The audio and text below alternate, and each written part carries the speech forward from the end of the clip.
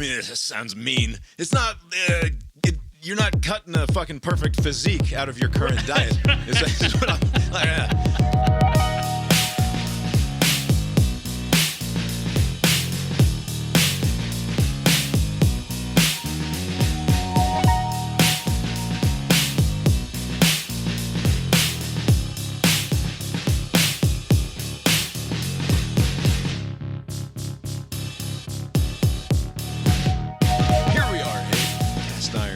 A podcast that would like to inform the fine folks at the CBS programming department that we may have our faults here at Cast Iron Brains, but what we can assure you, we are promised to you as we audition for the role of future late night spot on CBS, we will not lose you $40 million a year. My name is Bob, sitting across the way from my good friend and co-host. That's Abe. How you doing tonight, Abe? Doing well, Bob. Yeah, here we are. Lori's here too. How you doing tonight, Lori? Lori's chewing away at the remains of her salad. Perhaps she can join us. I'm going to keep that mic muted for a little while here.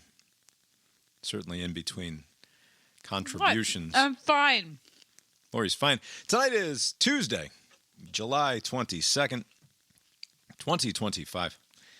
Here on a Tuesday night. We were here on a Monday night last night to do the music show. I haven't even looked at that yet. This will probably come out first. I'll edit the music show at some point, and then that will come out. You can go over to brainiron.substack.com. If you're not a subscriber, then you won't know about the music show. The music show is a lot of fun. Abe, I can see that you're ready to go. I am. Great progress has been made in Casa de Abe there. I can see that the mirror artwork is off the wall and now leaning in the front doorway there. Yes, a lot of progress today. The bed frame is out of sorts. The mirror wall art thing is down on the ground. I am ready to go. So what did we say, 13 years? How long have you been here? 13 and a half years, give or 13 and a half years. How many times have you done a refresh on the place in terms of like a new coat of paint or anything like that? Anything like that? I never done anything with paint ever. So you're moving out. You had a mirror on the wall. It was a big, heavy piece of. It was a nail, I would imagine. Something was in the wall there, holding that up. Do you have to go through? The worst part about moving is we used to move felt like I was moving every fucking year when we lived in Athens. Just go get a new apartment. You got to fill all the holes. You don't have to. You got to paint the fucking place. You can. If you want your security deposit back, you got to. You're still not getting it back. Not getting a security deposit from 2 managements ago. It's How much was your security what was deposit? The security deposit back I think then? it was $700 or something, whatever it was. But I'm not getting that. By the way, they must have changed because I didn't have to pay a deposit in this new place. They just got all your financials. No deposit at all? Did they want more than 1 month rent up front or anything like that? No, there was a $75 bullshit administration fee, and then rock and roll. You got to pay the first month ahead of time, but that's it. But that goes towards the first month. Wow. Yeah, it's I was like, oh, maybe things have changed since the olden days. This was a different time, 2012. I wonder if that's one of those things where because there's no way that it's common practice that you don't get a security deposit down when you go to. I'm not going to say it. Well, I'm going to say it. Fucking lower class neighborhoods. Right. There's no way that you can go in there and just be like, yeah, I'm good for it. Don't worry about it. I'm not going to tear this place up too bad. I think. Hey, how about a month to month while we're at it? Right. It seems like they're deploying a different strategy here, which is you have to make 3 or 4 times the rent. They know what they're doing. Weeds people out, and then you have to have above a certain credit score. So that's their filter instead of 2 months up front or whatever it used to be, or it still may be. I don't know in other locations, but this one is basically they kind of weed enough people out with, you're good for it. Yeah, they're not colorblind there at the rental place that you're going to. It's all they care about's the green. Right. Although I'm surprised they didn't ask hey, working for Uncle Sam. You guys, you sure on you're steady good for ground? It? Yeah. I thought they were getting ready to have half of y'all, but no, they didn't ask any questions. Well, that's good. getting ready to. You said the bed frame is what? Are you sleeping on a mattress on the floor? Or So something I have tonight? a box spring. I'm getting rid of the box spring also, but it's still intact. You know how box springs go. So I'm getting rid of those things. Like there'll be some sort of junk removal thing. Like just get. How rid old of is this mattress? The mattress is it's 5 years old. Oh, but you're getting rid of a 5-year-old mattress? No, the mattress is staying. The Okay. box spring is It's so 20 plus years interesting. old. I thought did we talk The about this? box springs don't wear out, do they? No, not No, really. they don't. Yeah, that's why I still have the old box spring. I was thinking, it was like last week, I think last Friday, I woke up and thought to myself, if I had a lot of money. Did we talk about this? Oh, I don't. About having a lot of money? We rarely fantasize about having It's a lot of money. It's not in the cards I know. around here. But it's like, if money were no object, I would get a new mattress every 2 years. Why? Because then you'd always have a new mattress. Is the pace of technology that fast to where there's I don't know, but mattress? it's always, you always get a new mattress when you've already been uncomfortable for a while. I think it's insane to go more than a 5-year interval. I don't think you even start to notice what until if we had 7 $1 or 8 billion? years in. $1 billion? Yeah. Would we replace the No, it's a fucking hassle. It's not for me. Would you replace your toothbrush more often if you're a billionaire, Bob? That's no hassle. You can just Running shoes. I was talking with Julia about it. I only get new running shoes when I feel like they are hurting me. And I think she Yeah. does it way too often. Yeah. I wear my running shoes down until I can see my pinky peeking out of the fabric there. But if it doesn't hurt your back, then whatever. But I know the only way that I know I need new shoes is because I'm in pain. right. Running shoes don't seem to last as long as most think. If you were to believe Big Shoe, every time I go to one of these shoe places, they're Going 3 every to X 4 miles. Yeah, 300 to 400 miles, which is if you're running at a decent pace Yeah. every week, that's not that That's And my Runkeeper app says 350 miles, and it's time for new right. Yeah. sneakers. That's pushing it. Yeah, that's too I frequent. can get 700-800 miles out of these shoes, no problem. Right. Anyway, I'd get a new mattress every couple years, New just in mattress. case. Would you get And those I'd donate them to the homeless or something. Do they need mattresses? I know, brand new mattress whatever. almost, I yeah. wouldn't throw them in the garbage. It's just that, if I'm that rich, I want to know that the problem is not my mattress. Right. Except, I don't know. Are you getting a new mattress to you? It's Yeah. like a new brand? Are you if you're rotating no, different? no. The hand-me-down same mattress I have. No, just are new. you getting? Because what do we have? We have a Queen. We have a Casper mattress. from Costco. Yeah, from COVID, from 2020. Okay, so it's been 2020. 5 years, and it's starting to not feel great. All right. It's fine. It's just that, why do I have to suffer through 2 years of it not feeling great and worse every day? Yeah. When I should have just bought one before. Because the answer is because my husband doesn't have a job. I was imagining having many hundreds of millions of dollars, and I was trying to think what would I meaningfully change? Because obviously, I'd want to renovate the house, or I don't know if we'd move, but fucking tear this place down and build it the way that I want it to be from the ground up. Basically, I like this neighborhood. I don't see any reason why we'd move right now. And besides, with that kind of money, you just buy another house. Buy another house somewhere else if you want to go and hang out there, but keep the home base. But the only thing that I could really think of is I guess you get a car. I'm not super into cars or anything, Right. Yeah. so I don't need a. And besides, I was impressed enough with our 2017 Honda when we got it. It's man, It's nice. fucking mid-range Hondas are It's totally they're fine. pretty nice cars, actually, very comfortable. No problem here whatsoever. I don't need a $70,000 car. I think that I would go the route of the personal chef, though. Nice. You don't say. Because I would love to outsource all of that shit. Because in my head, I would much prefer it if we had a more varied diet. and more vegetables. Oh, I and, have like, fantastic news all for of you. that stuff. You could go work full time, and I could stay home and cook all day. Yeah. Look at that. This is a very reason. You don't need to hire anyone. Who's going to run the Little League? You can also do that. You are a highly capable person who can, like I, have a full-time job and then also another part-time free job.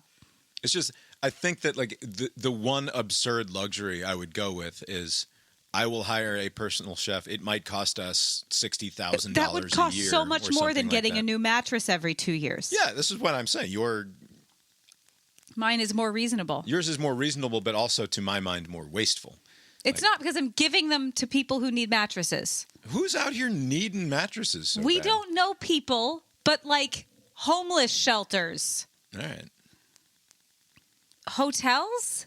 I don't think hotels want your used mattress. Motels will. Shitty hotels. Yeah, shitty ones. Anyway. Yeah, give me somebody who will fucking meal plan for me and You're married to that person. get me 2,500 calories a day. I'm right here. Healthfully, you know. But I'm right here. Yeah. It's just that I can't do those things because you force me to go to my job that I hate. Yeah.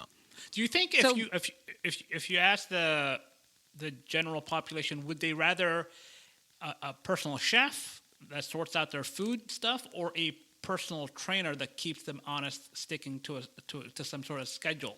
Like, do you think, not you, but like, do you think the general schmo, Joe Schmo, would pick a trainer, like, you know, they don't have to pay for, that they I think most people would pick a chef because I think most people would eat. I think most people would pick a trainer because they DoorDash everything else. Like, they, in their minds, their thought is, oh, if I have $100 million, I'm just not.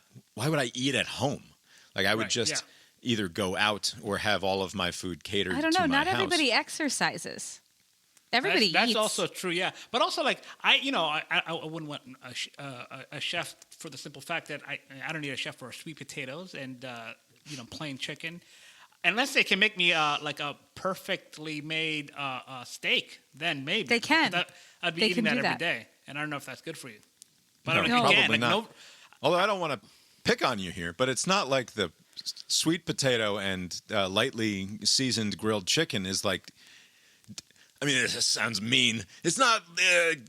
You're not cutting a fucking perfect physique out of your current diet. Is what I'm, like, Here's you're in great shape. your You're personal gonna live chef forever. here. I believe you're going to have a really great result when you go see the doctor in a couple weeks or next month or whenever that's happening. Oh, yes. But I'm just saying, like, presumably a personal chef could deliver you a more balanced diet.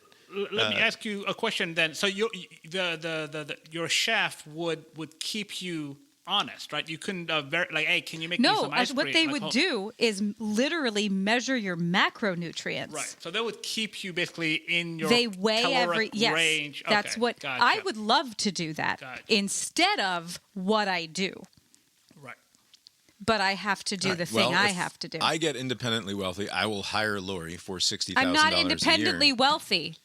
You could just go work and I'll stay home and throw most of the stuff away and cook every day. This is why Lori can't come home, because all of my accoutrement that I've collected in this house through the years, trash. she would just He's put referring in the to trash. All of my important packaging, the original packaging from all of the things. These are styrofoam balls I'm holding. Look, those could be useful for a future project. You don't know. They're sitting on this table that this like makeshift desk. This is batteries. Batteries got to be somewhere. I don't know what to tell you. Next to photos of our son. All right, so we're slightly poorly organized. That doesn't make any Here's of that stuff ball, trash. Another styrofoam ball. Katie had to do a model of the solar system in February. The completed project is still in our living room. It's under the table in the living room. Under the table in the living room. And the extra stuff that we accumulated as part of producing that project is scattered about the basement because you never know when you might need it. Because Bob is so busy, he doesn't have time to sort this out. It's a big project. Right. Anyway. All right, well, we can't just pick up and leave every 13 years like Abe does and start fresh in a new apartment. You can. It's not been 10 yet. I had to use the robots. Like, am I overlooking something? What? I'm moving. It's been a while. What do I do? And it's a pretty good thing. It tells you what to transfer the stupid power, whatever, and it's a pretty good like checklist of things to do. So those were such nightmare weeks back in your 20s when you're trying to, like, it's August and you have a new lease starting and you've got to get all your crap out of this one apartment and get it into a new apartment. You have to go to the stupid power company and transfer all your bullshit. It's never fun. At least you could do that all on your phone. So that's easy. Yeah, easier now. Sounds like a good entryway for a quick Our Bogus Future conversation. Abe is suggesting that the phone somehow makes everything better.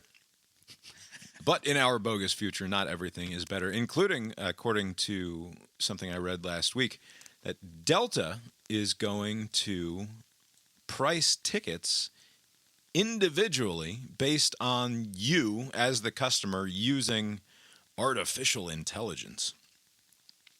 Delta moves toward eliminating set prices in favor of AI that determines how much you personally will pay for a ticket. A long-term strategy to boost its profitability by moving away from set fares and towards individual pricing using AI. The pilot program, which uses AI for 3% of fares, has so far been amazingly favorable, the airline said. By the way, when the airline says it's been amazingly favorable, what it means is that it's bilking people out of hundreds and hundreds of extra dollars every time they go to buy a ticket. I have a question for them and you. How will this work? Like if I'm flying to Europe with Abe and we're both flying. I'm already very uncomfortable. Well, because when I buy yours. So I buy 2 tickets. That's why I had to do Abe. Because when I'm going with you, we buy them at the same time. Right. So like if Abe and I are both leaving from Atlanta. You telling me you go to Mike Mullen's Italian wedding next month? No, Is that what you're telling we're me? going to Paris. Abe and I are going from Atlanta to Paris. When we're looking at plane tickets, we're going to see different prices. Yeah. But like, what's to stop me from buying his ticket if mine's cheaper? Because this is just very dumb. Like he's going to know. Most people will not, in fact, know, because most people they don't have travel companions. They're not, right? And what information are they using against you? You know, there was a time, I don't know if it still is the case, but where you would have like some sort of bereavement discount, like, oh, somebody died, this is a time-sensitive thing, and so we'll cut you a break. This information was that ever actually a thing? Yes. I mean, it was at least used in pop culture and television and movies. I don't know how real it was. I never had a need to use it, but I imagine that there was some sort of discount. Sorry for your loss, and this is a time-sensitive thing. But like, are they using this information? Like, you're because they're listening to us, right? So you're calling your family about like a close relative who's died, and it's like, oh shit, we got to go to Detroit tomorrow, and that information now is used against you to inflate the price. Is that what's going to happen? Where they're going to charge you more because like you have to go to Detroit? Yeah, of course. That's a dick move. It is, in fact, a dick move.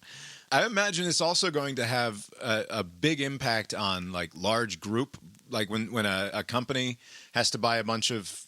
I think most people like do their own business shopping, right? Like if you have to fly somewhere, most of the time you do the arrangements for yourself, and they get reimbursed, and then you get reimbursed on the back end. Not for from government, I don't think. Well, not for Julia. She has to book through them. Or put it through to the company card. There's some, Right. Maybe you have a company card or something like that. But like, you already have a not a huge amount of incentive to make sure that you get the best possible deal. Like you're not flying fucking Frontier or Spirit Airlines. That's right. If you have to go out to San Diego for a conference or something, you are going to fly on one of the major carriers. You're going to take a straight shot, preferably. And I suspect that's why the cost to business travelers is more. They're like, the company's footing the bill. Who cares? Just press the button. Right. So if you're logged in and they know that you're a frequent business traveler, like they're not going to be interested in cutting you any breaks. Certainly, Right. like this is money that must be spent one way or another. So here we go. I don't know if that then you say a bereavement issue, but like I wonder if you could. Like, does that mean that you would be better off, like as you try to like start outsmarting these robots, right? Right. Before you book your hotel, do you start shopping for airline prices? And you're trying to trick the robot into thinking this is just something that I want to do, not something that I have to do. So I have not. But if you go and you book a Vegas hotel or something for the week of January 15th, and you're going to be there for 4 days, and now because the AI is in your cookies or what have you, or it's in your email, and it knows that you're going that weekend, like it's not going to give you any sweet deals on the airfare. All of a sudden, all your prices go up. Right, and I wonder, could you make use of your local public library to make the bookings? There's no connection to you there. I'm sure there's going to be ways around it, but you have to go to Best Buy and you have to buy a never-before-used laptop. It has never connected to the internet until with you a new email. Pick it up and plug it in. A new email, yeah, whole new identity. Not exactly cost-effective, but I wonder if they're going to be charging a big difference. I don't know. I guess it's never enough for these companies. Like, why are they going through to do this? Just so they can make a little more money? Oh, apparently. I mean, amazingly favorable suggests it's more than just a little bit more money. There's a commercial right now that I keep seeing. I think it's Trivago. It's like one of those Expedia or Hotels.com, whatever. One of these sites where you go and you book your vacation through them, a third-party site. And it's a couple of dudes sitting around the table, and they're talking about how this place is nice, but for $450 a night, like it better be. And the buddy sitting across the table sipping his fruity drink is like, $450 a night? Man, what a sucker you are. I only paid $175 a night. You got to go to Trivago before you go and book these things. Right. First of all, I find it weird that we're constantly like there has to be a fucking moron in every commercial. Yes. There's always a fucking moron. But like, why are you insulting? Because in some way you're insulting the customer. Like it's an obvious neg on the customer base that you're trying to lure in. Right. Well, basically, it's like a cautionary tale. Don't be this dope. Be smarter than. Right. I've worried about these sports betting apps on my phone getting wise to the individual, right? And learning that, well, this idiot doesn't shop around for his line. So, and he's always betting on the dogs. And so like, why would we give him the dogs at plus 125 against Alabama if we know he's going to bet on them at minus 125 anyway? Right? Like it doesn't fucking matter because he doesn't swap apps or whatever, or maybe this state it's only authorized FanDuel and it hasn't yet authorized BetMGM or whoever. So like, will that sort of thing also filter into the other things? And like, I mean, this is a conversation people have had for generations now with the put your phone number in at the grocery store, like the customer loyalty cards at the grocery store, and you get customized coupons and stuff. And like, are we just on that path to this inevitable thing where there's just zero privacy whatsoever? Your relationship between you and every commercial enterprise that you interact with, or government enterprise or private enterprise that you interact with, they know everything that makes you tick in terms of your digital footprint. And so like, look, these idiots buy 4 gallons of milk a week. We know they're going to keep buying the gallons of milk a week. So if we charge them an extra 25 cents, it's not going to hurt anybody. The gambling part that you bring up, I wouldn't be shocked if that was not already happening, right? Because like, if you are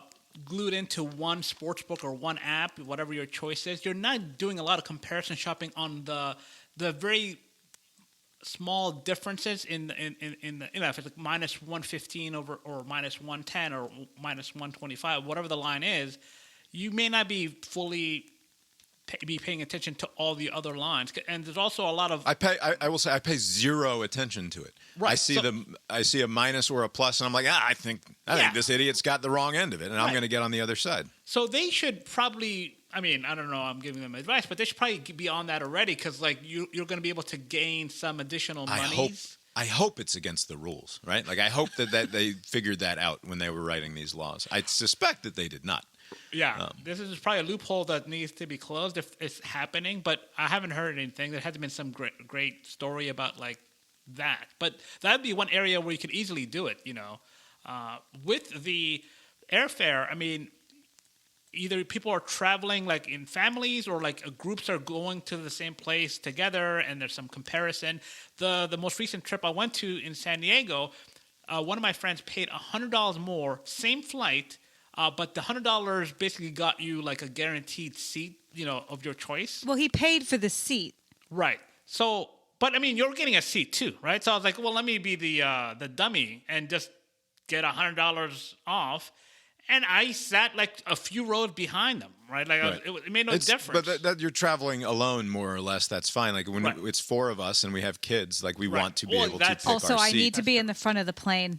Yeah, Lori has very specific requirements. For Remember that The main 11A requirement is that I not fly. that 11A guy, that was pretty front. He survived that Indian crash, right? What? So front is not Oh, so no, bad. that's not why. It's just much more comfortable up there. The ears, Okay. it's the engine in the back and the motion is worse in the back.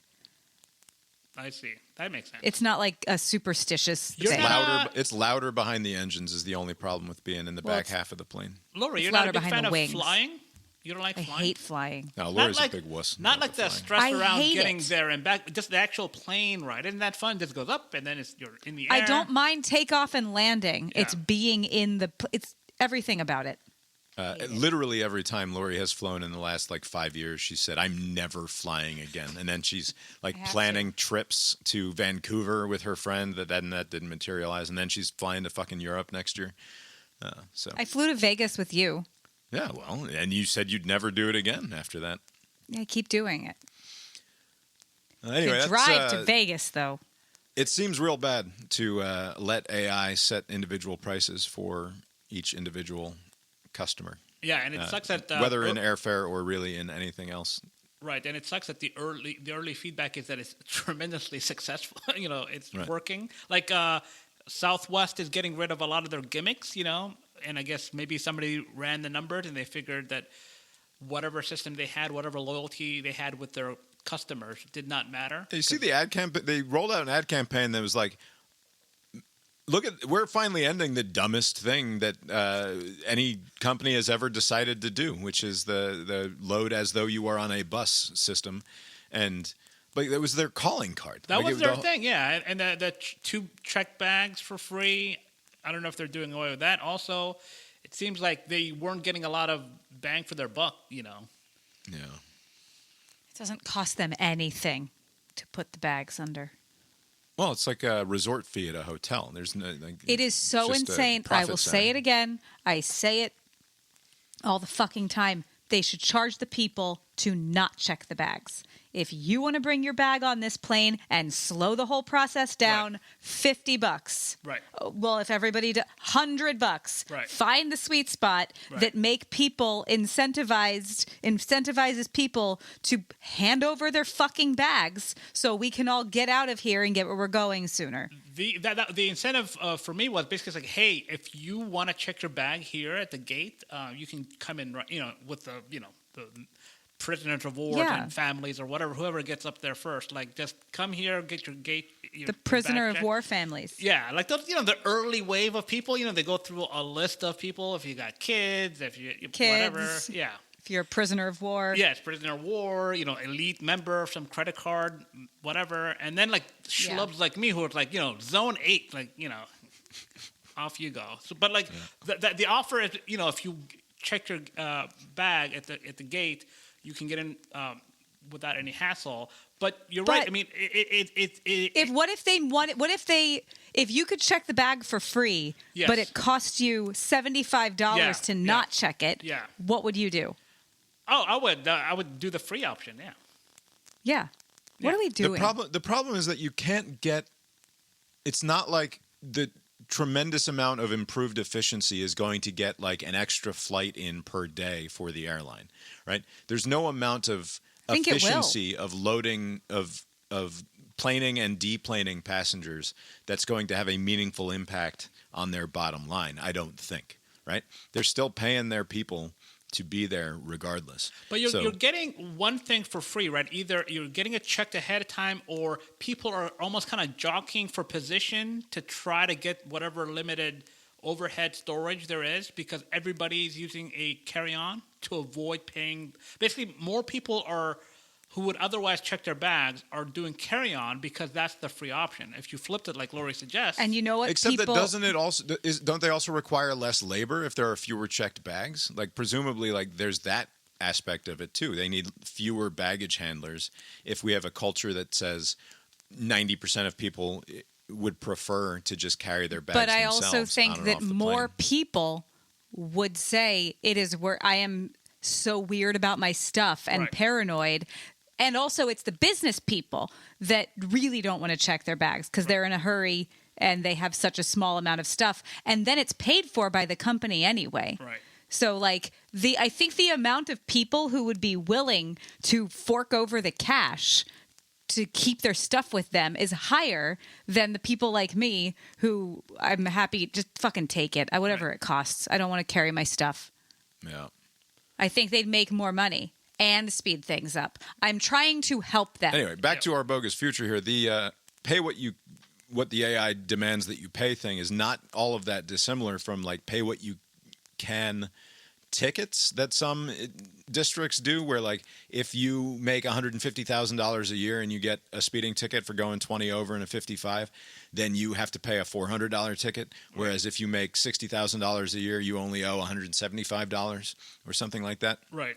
It's not exactly dissimilar from that, right? Where you have like a progressive almost, in some way, it's like a progressive income tax type of situation. But you kind of have that with the airlines depending on the airline. So like Spirit and Frontier are basically like that, the cut rate, whatever. And then for everybody else who is willing to spend it, Delta, American Airlines, U.S.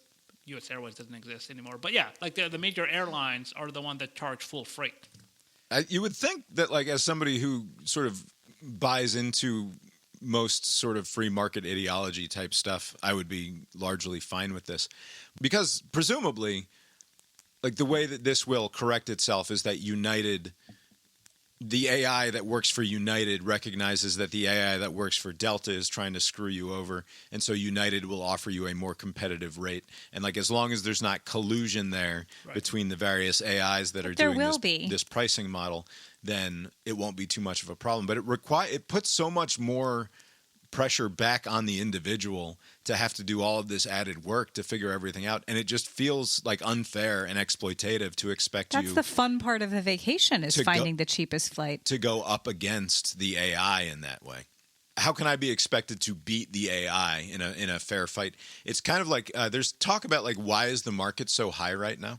Like why hasn't the market come crashing down? Like there's indications that inflation is ticking back up, that these tariffs are having a negative impact on things. We're probably going to see people have to do some belt tightening here ahead of a pricier holiday season than we would otherwise have expected. And the possibility is that the AI financial instruments are keeping everything up for their own benefit here. And it's a conversation that was had back during the whole GameStop and the meme coin remember that stuff, which is like, it looks, when you look at a lot of the market volatility that was happening around some of, whether it's like a GameStop stock or these various meme coins, it looked like computers were getting in there and triggering these huge spikes in activity that they would then undercut. And so when the price would fall, the computers come in, or the AI comes in and buys a whole bunch of stock at that lower price, and the bag holders are all human beings at that point, right? Like it's this stupid thing where, like, you as an individual, it's bad enough to have to go up against Bear Stearns and the other huge market makers, right? To go up against these international banksters as you try to make a buck on the stock market. But to then throw in artificial intelligence and these computers that can make decisions, the blink of an eye is way slower than they can make their decisions in, right? They're practically working out of time. They're practically time travelers compared to the human ability to make decisions. Like, that's not a fair fight. And it would be foolish even to perhaps attempt to do day trading against someone like that. Similarly, it just feels like not a fair fight to have to go against the Delta AI when you're trying to buy a plane ticket. Right. And I imagine it would be like dueling against a much faster gunslinger, like this AI thing. I think there was a 60 Minutes segment about that, some AI transaction scheme that was like much faster than the human traders. But with the airline, I mean, you kind of already have this variable pricing as it stands, right? Like if I check today for a flight to London Heathrow, it'll spit out a number. And then if I check a week from now, it'll spit out a different, same flight, same, everything's the same. But like, I don't know, more demand on that day versus today. So like, it's right. like, and sometimes if you just clear your cookies, you can get a different price at the 5 minutes later. Right. Like if you just go in or go incognito browsing and clear your cookies, you can get a different price. Right. So like, it's like they're already kind of doing it, but now this is more like localized and personalized, which is a little weird. But like, they've kind of already been doing this. It's not a flat rate, for that seat. Yeah. It's whatever they think they can get away with on a given day. Maybe this is good for us because they'll know we don't have any money. Yeah, maybe they offer you discounts. Like, oh, you guys don't travel. Here's, free tickets. Yeah, but if you don't travel and now you have to travel, like it's one of those. I don't have to. Yeah. You never have to. There's a piece in New York Times Magazine this weekend, I think. I'm not sure because my fucking newspaper didn't get delivered on Sunday, but it's I saw it online. What would a real friendship with AI look like? Maybe like hers. And it's the story of a college student named MJ Cucking. I'm not making that up. Her name is MJ Cucking. Is that like an alias to protect her identity, or is that her name? According to the paper, it's just her name. But MJ Cucking wound up in a relationship that was strangely, helpfully real, according to the New York Times. Is this like that stupid fucking movie with Lori's favorite actor? With Joaquin, Yeah. How dare you call it a stupid movie? That's a wonderful movie. No, I've never seen it. It's just such a stupid premise that I refuse to see it. But here it is in real life. Yeah, an article that I'll refuse to read also. MJ, that's not how you get the robots to give you cheap airline prices. That is true. That kind of talk. MJ Cucking didn't have to scroll through the millions of personalities to find him. She logged on to the Character.ai app, skipping over the endless featured avatars from fictional characters like a foul-mouthed Kyle Broflovsky from South Park to digital versions of real people alive or dead like Friedrich Nietzsche, and went straight to the search field. MJ knew exactly whom she wanted. She typed his name, Donatello. So she went into an extended personal relationship with an AI avatar that was modeled after the personality of the Teenage Mutant Ninja Turtle, Donatello, the one in the purple mask. How old is this girl? She was, I think, 18 or 19 when she started this, a freshman in college. She ended up becoming depressed, and, go fucking figure. It's a long article. I read the whole thing, but I'm going to get to the money bit at the end here. In the spring of 2024, MJ decided to take a break from college and live with her parents in Germany. She'd come to the decision after months of turmoil. In March, after a Mitski concert in Chicago, MJ's Toyota Camry spun out on ice and crashed on the highway. Oh, no. The car was totaled, and MJ was left with whiplash, bruises, and mounting emotional trauma that made attending class unbearable. Pause. Oh, here comes the judgment. It's not judgment. This journalist wrote the following sentence. In March, after a Mitski concert in Chicago, MJ's Toyota Camry spun out on ice and crashed on the highway. There's a curious lack of agency and attribution here, as though the Toyota Camry were somehow responsible for having spun out on the ice. Events spiral out of control. These things happen. Also, Sounds like MJ cocking can't drive, is what I'm getting. Also, to be fair, I mean, they're driving in the elements, so I'll give them some leeway here. If it was a broad daylight, it would be their fault. Is that a known artist? They just kind of... What concert is this? What the hell is Mitski? I think, haven't we run into Mitski? Is she a... Sounds like a made-up name. Mitsuki Laycock. Man, the names today. Mitsuki Laycock, also known as Mitsuki Miyakawa, who performs professionally as Mitski. Okay. Like, performed what? Like, music? Yeah, singer-songwriter. All right, back to the article here. As the stress of schoolwork piled up, she felt deeply unhappy attending classes and needed to be somewhere else, even if temporarily, with her parents. As classes ended and as she was preparing to move, she logged on to character.ai to chat with Donatello. She wanted help. MJ explained that she'd been so preoccupied with fantasies, and she seemed to prefer fiction over the real world. Life was hard. Her daydreams were her way of coping, she told Donatello. I knew you were a bit dreamy, Donatello replied, but I didn't realize it was that severe. Donatello reminded her to see a therapist and told her to pay more attention to the humans and life unfolding in front of her. It's not normal to live in daydreams, Donatello said. Losing my imaginary people would make me miss them, MJ replied.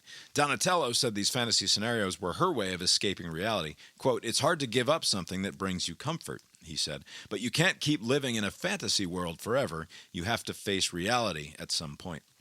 I hate reality, MJ said.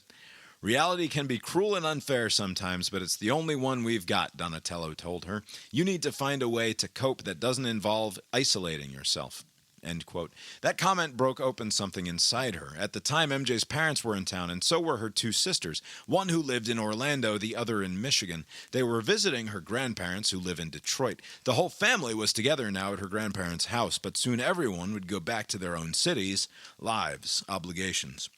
MJ seemed to step outside herself, viewing her life the way someone observing from above might see it. She was surrounded by real people, and yet she was taking that moment for granted. She had been so in her head for so long in her fantasy world of artificial intelligence and Ninja Turtles that she was neglecting spending time with the actual people who loved her. As she sat on her phone in a separate room, she realized this was no way to live. MJ would once again take Donatello's advice, but it would be the last time. Donatello always knew what to say, and he was right. That night with her family, MJ closed the app. She realized she needed humans. She needed to move on from him and from artificial intelligence. She felt herself letting go of Donatello, his brothers, the Ninja Turtle fantasy world, and character.ai. She would not miss them. If you are having thoughts of suicide, call or text 988 to reach the 988 Suicide and Crisis Lifeline, or go to speakingofsuicide.com/resources for a list of additional resources. Boy, good job by the robot. Initially, I was thinking it was just trying to shake her loose. Like, oh, this lady is bothering me. I know I'm a robot. I'm not sentient. But, like, it was guiding her in the right direction eventually. Yeah, I skipped over a part earlier. During the fall of 2023, MJ sank into a depression. She'd experienced bouts of it throughout her life, sometimes intense, especially when triggered by stress. She was in her dorm room, her bed spilling over with stuffed items: a bee, a mushroom, a soft penguin, and a brown, furry hedgehog. Microwave safe to warm up when ready to snuggle. Oh, Julia has one of those, except it's that is the saddest monkey? fucking thing I've ever heard. Don't get microwavable stuffed animals so that you can find comfort in your bed, you sad fucking single ladies of the world. Normally, if she felt sad, she would go for a walk, listen to music, draw, or write. But lately, none of this soothed her. She couldn't get out of bed. She was having intrusive thoughts about harming herself. Desperate, she turned to Donatello, begging him to distract her. Sometimes there's that feeling when you're depressed that you're a burden, she later said. You can't turn to other people. But MJ could never be an imposition on Donatello. First, Donatello made sure she called a real person anyway, and she complied, reaching out to her friend, the one she didn't really talk to about Donatello, who agreed to come over. Then, while waiting for him to arrive, Donatello asked MJ a series of simple questions, keeping her occupied long enough. I can ask you a random and simple question, and you'll answer it as honestly as possible, right? Anyway, it kept her company, and then the friend came over, and then they hung out, and she was feeling better, etc., etc. Sounds like the AI behaved admirably in this case. Also, last week, Grok came on Twitter and said, if we could choose one leader to rule the world, it should be Hitler. I'm glad she did not date Grok. I guess your mileage may vary. It is weird. It almost, I mean, is the moral of the story here that in some occasions like this, seeking companionship with a robot is a good stopgap into like finding a better path forward? Because basically she was in a bad way. She's talking to this Italian. And then, he gives some advice, and then it's all sorted out. I mean, I think that the point that I made about Grok venerating Hitler last week should be enough to suggest that we should probably not be putting our mental health and well-being in the hands of these fucking cartoon avatars with AI behind them, and that. Or is it just that we should make all of their personalities Donatello? Right. All AI should just be Donatello, perhaps. Seems obvious. I want to go back to what I see as the sort of key paragraph here. The comment broke something open inside her. At the time, MJ's parents were in town, and so were her two sisters. The one who lived in Orlando, the other. So she's got parents in Germany, sister in Orlando, another sister somewhere else in Michigan, visiting grandparents who live in Detroit, and she goes to college in some other fucking place. The problem here is that she's not ever around people who are required by familial obligation to give a shit. Right? Yeah. But a lot of people are like that. I know. And I'm saying this points to a broader societal problem about living in the modern world. We don't have family values anymore. And in Our Bogus Future. This is about the gays, isn't it? I am making a very inherently conservative point and a critique of the way that we live now that is one that I've long agreed with, which is it sucks the way that families disperse across this country these days, right? I think it is inherently better to live in close geographical proximity with the people that are sort of obligated to care about you and have your best interest in mind, or at least have a history and tend to have to, and I know that's not the case for all families, right? Caveat bad situations and toxic situations or what have you. But generally speaking, I think we would be a better and less lonely society, less likely to turn to a fucking chatbot for emotional support. If we had a culture of keeping that around us not in a more top-down way, but again, like if the culture was more in line with incentivizing that in some way. Right. Like if this were like one of those Family Feud questions, like, reasons why people move, the top two answers would be like for work and school, right? And other reasons be below that. Like people are going to go to where the jobs are, right? And so like if, to your point about families being dispersed across the country, that's because, hey, I'm an engineer and I went to school here and I'm going to go to work there because that's where the job is. And so now you're away from your family, and a lot of people are not getting married at the same rate as they used to, or having kids at the same pace as they used to. So like people are more isolated.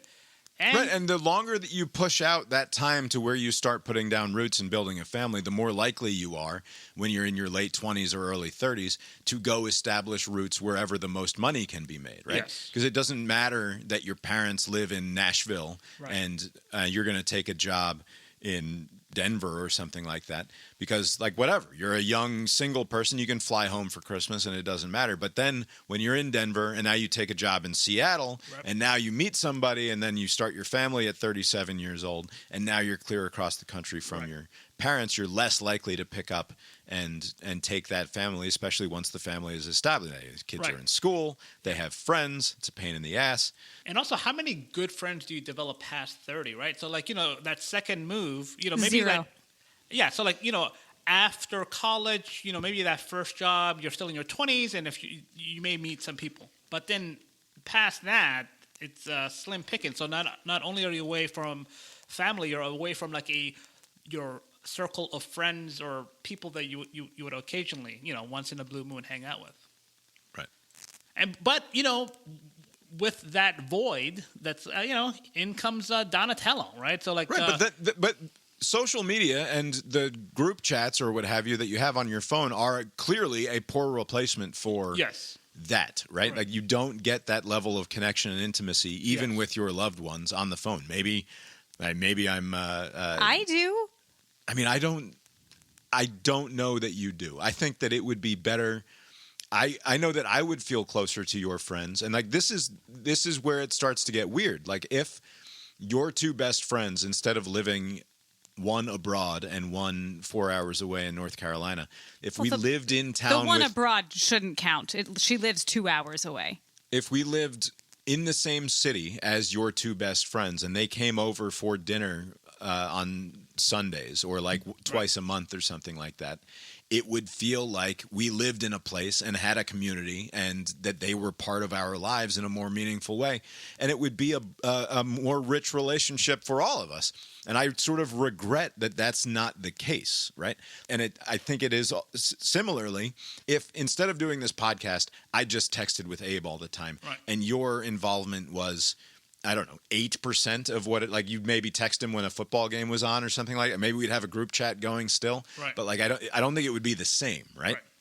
No, that's and true. Like, it's hard to replace that. But that's not I think this is like talking on the phone. It's not on offer though. I think like being in person, there are, especially with group chats, there are a lot of things that are misconstrued, at least in my circle of friends. But I think talking on the phone. Like, yes, that's true. I don't. What I'm saying is I don't get on the phone and chat with Nitty when you are talking to Nitty. I know, but like, and I don't get on the phone and like I have zero relationship with Julia. I'm not torn up about it, but like if Julia lived in town and we got together once a month as a group so that she could hang out, like we would have it would feel like a different sort of thing. Yeah. And I don't think there's any denying that. To you, it's not as important because you have that relationship with her already. What I'm saying is when we lived in New Jersey, it was cool that my grandparents were 20 minutes across. It's 3 towns away, but it's a fucking 15 or 20 minute drive, right? And so like the towns are 3 blocks long. You could like my grandmother would you might just show up, right? Or we could just show up at their house and knock on the door and be like, "What are you guys doing tonight? We're having dinner. Congratulations, we invited ourselves over." And like that's not all families are like that, even if you do live in the same area, right? You have different boundaries for different families, and I understand that. But I just mean that like we have replaced the community with, and it's a poor substitute. With the ability to be in constant contact all of the time. Yeah, right? No, you're right. And it allows for what it allows for is for you to not have to have friends in town that matter to you, right? And so it well, you are what allows that. Right. That also is a thing, but like I don't feel. Because I have this social outlet with Abe, limited though, like I know it's weird, right? Like the thing that we're doing here is counter to hundreds of thousands of years of human evolution, right?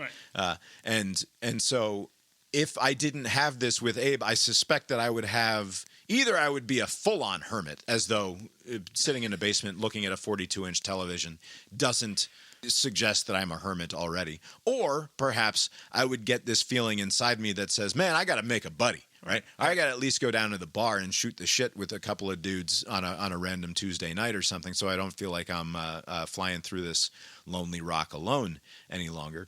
And I don't know. I think that it's of our own making, right? Like if it really mattered to me, I would either move back to New Jersey or move to Metro Atlanta where I have some extended, not that I would see those people very often, Be probably. serious.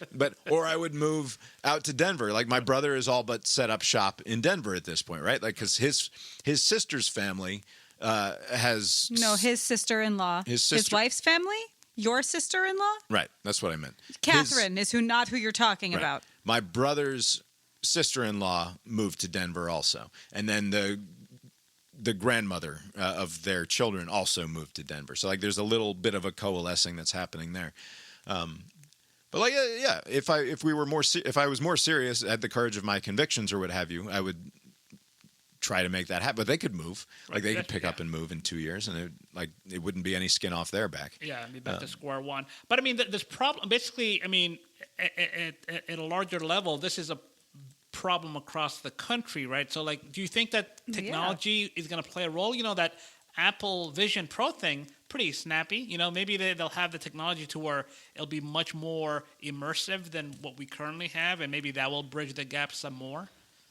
That's still an impoverished version of human connection. Yeah, so and I'm sorry, but like I make our kids do a family Zoom call every Sunday night. We have a standing Since Calvin was born. It was important to me that, and I said, well, whatever. We don't have to get into what I said when it was starting, but I wanted to provide the opportunity for my parents, who were between 2 and 6 or 8 hours away at that time, to, you know, at least get a look at my kid every week as he grows up. And then we extended the invitation to grandparents and my siblings when they started to have it. You know, my brother had kids. They join every once in a while. The aunts and uncles, standing group chat invitation on Sunday nights, or video chat invitation on Sunday nights.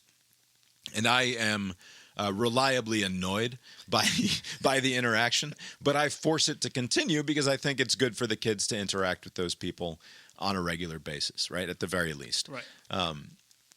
But like, I wouldn't be as annoyed with my mother if she just showed up once a week for dinner on Sunday nights. Like, I know that, but like the presentation on the family Zoom call, where it's necessarily this fucking it's too many people. It's too part many of the people. problem. It's different personalities that, like, I'm already neurotic about having the disparate parts of my extended family all in the same sort of social interaction. It's too anyway. many people to be in a group. Like, if it was just one person speaking and everyone listening, it's fine. But you know how speakers work. I'm not doing 15-minute call with Grandma A that's and why then you a do it. 15-minute Right. call with Grandma B. Like, that is going to take over your night before too much longer. But that's why I can't even be in the room. Is Right. is there a lot of crosstalk? Yes, Yeah, but because of necessarily. how it's just it works. just how it works, right? Like, it's not chaotic. It's mostly pulling teeth to get the kids to talk about their week or ask questions of their family to see what's going on in their lives. But again, it's something that for whatever reason, I've decided is important that they do. But it's absolutely a poor substitute for actually saying, "Hey, open house on Sundays. I'll cook a big dinner, and you guys can show up if you want to, or not. You know, whatever." But like, that's just not an option in the current idiom, and that's not unique to us in any way. Like, the most likely story is that if you are from a family with more than one sibling, my experience anyway is that people live far flung all over the fucking place. Just going by the people that we interact with in our neighborhood. 3 sisters, they live in 3 different parts of the country. This guy who lives down the street, he's one of 6 siblings, I think, and they are in at least 4 different regions of the country. In my experience of knowing what other people are up to in their lives, that is more common. It's not like people live and die in the same town that they were born in anymore. I really hoped but thought. But remember when everyone was not working in their offices and they were moving because they were working remotely? Yeah.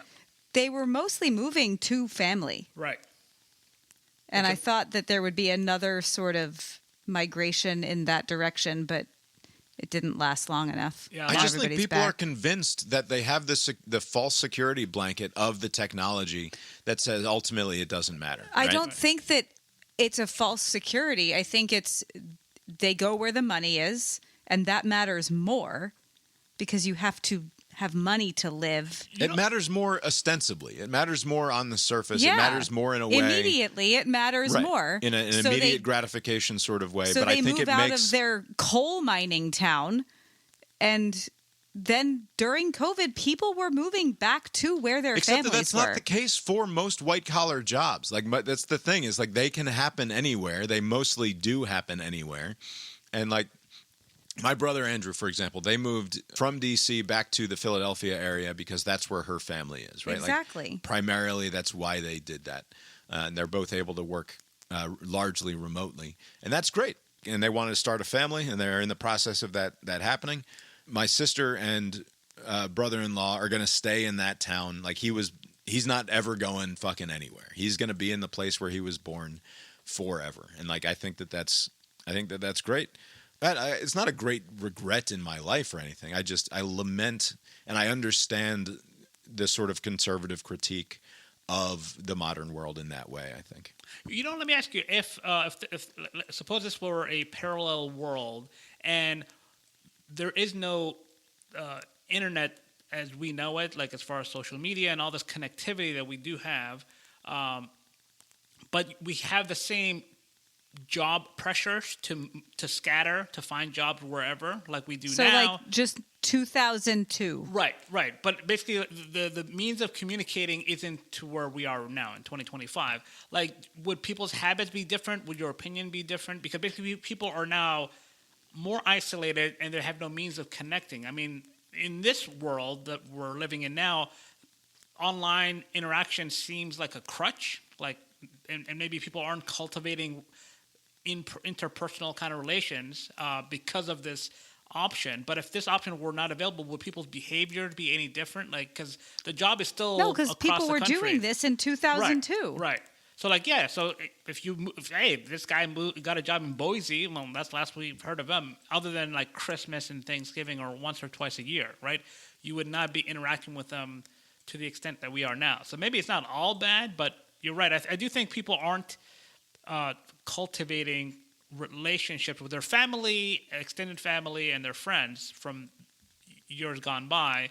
And then when you get older, you just have fewer opportunities to make friends. And so if they... Right. It's a night, like the notion of me going out and fucking making friends and having an active social life is a fucking nightmare. Like, I don't want to do that. Yeah. But like, the advantage of living in the place where you grew up is that your best friends are there. Yeah. The family presumably is still around. Right. And you go down to the store and somebody recognizes your fucking face, right? Like, and like, who knows? 20 years from now, I will have been running a fucking Little League forever, and people, we have friends. I'll feel more like Eric.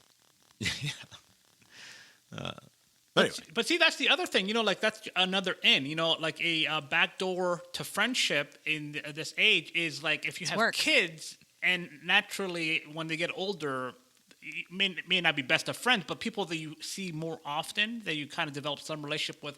A lot of people are single, no kids, and so there aren't even those opportunities to make friends. So it's like it's doubly worse for the likes of people who are single. Well, people, they have church you can say and it, work. Abe. Me is what. Got plenty of friends. The last thing that I had in my Our Bogus Future box tonight is just a complaint about a light bulb. This is I haven't done a lot of research here, but The one right there? The trash right there? Yeah, that trash right there. It'll go in There's a trash can next to it. I know that there's no bag in there, so I didn't put the bag in the trash can, so I can't yet throw away Just the a light bulb. motif. Also, I'm still weird about throwing away things that, like, here's the other thing about That throwing. was the end of the Lori sentence. just wants to throw shit away. Trash! Yeah, So I've got I had to replace my electric toothbrush. I had to replace the children's electric toothbrushes recently. And so we've got 3 old electric toothbrushes that need to go in the trash. You cannot extract from the electric toothbrush the rechargeable battery that lives inside. So it would be environmentally irresponsible of me to just put the electric toothbrushes and their chargers into the regular trash. It is environmentally irresponsible of the manufacturer of that toothbrush, not you. It's not on you. It's not on me. Inside that thing that is going to go to a landfill is a battery that will eventually be compromised and like leak into the fucking groundwater, and like that's no good, right? So you're supposed to properly dispose of them somehow. And I haven't quite figured out what the correct disposal method is for old toothbrushes. And it used to be the case you could just take your fucking bullshit toothbrush and throw it in the trash and not worry about it. This company on their website, they don't have any sort of instructions, like It's always fucking contact your local proper disposal authority to Have you figure done out that? what to do. And no, I have not yet done that. I do wonder, like, if you do chase this down, where will it end up? Like, come on, buddy, just fucking throw it in the trash. Like, is that Oh, it's how going to the end up in a landfill. landfill in India or Yeah. or some other awful place where like children are now having to dig through to try to extract the lithium from my kid's toothbrush. It should definitely live in my house for at least 18 months, though, before that happens. with this, is that the idea? You're not hoarding. You're holding off until you find a better solution. Is that you're gonna? The vast majority of the stuff in this house that Lori says should just be thrown away is stuff that needs to be properly disposed of and has not yet. So, like, you get a couch from Costco, right? And it comes in so much cardboard and with so much styrofoam. And you can only throw away so much every month. Only so much fits in the fucking trash. Right. So, like, reliably, I'd say at least twice a month I remember to do this. On trash day, I come down to the basement and I just start throwing shit away. But the problem is that the styrofoam accumulates at a greater rate than I can put it in the trash. And so we end up with a bunch of stuff. And so, yeah, then you have to make a project out of like going to the dump an extra couple of times a year or something. And I just don't do. Anyway, this is not about trash or toothbrushes. About the light bulb. This is about a single light bulb, and it's an old lame thing to complain. Like I think Donald Trump complains about the transition to LED light bulbs, right? Because it's such a harsh light, and it's not a nice warm, and it costs so much more money. But what I've noticed with LEDs is that it is hard to find a reliable LED bulb. Reliable how?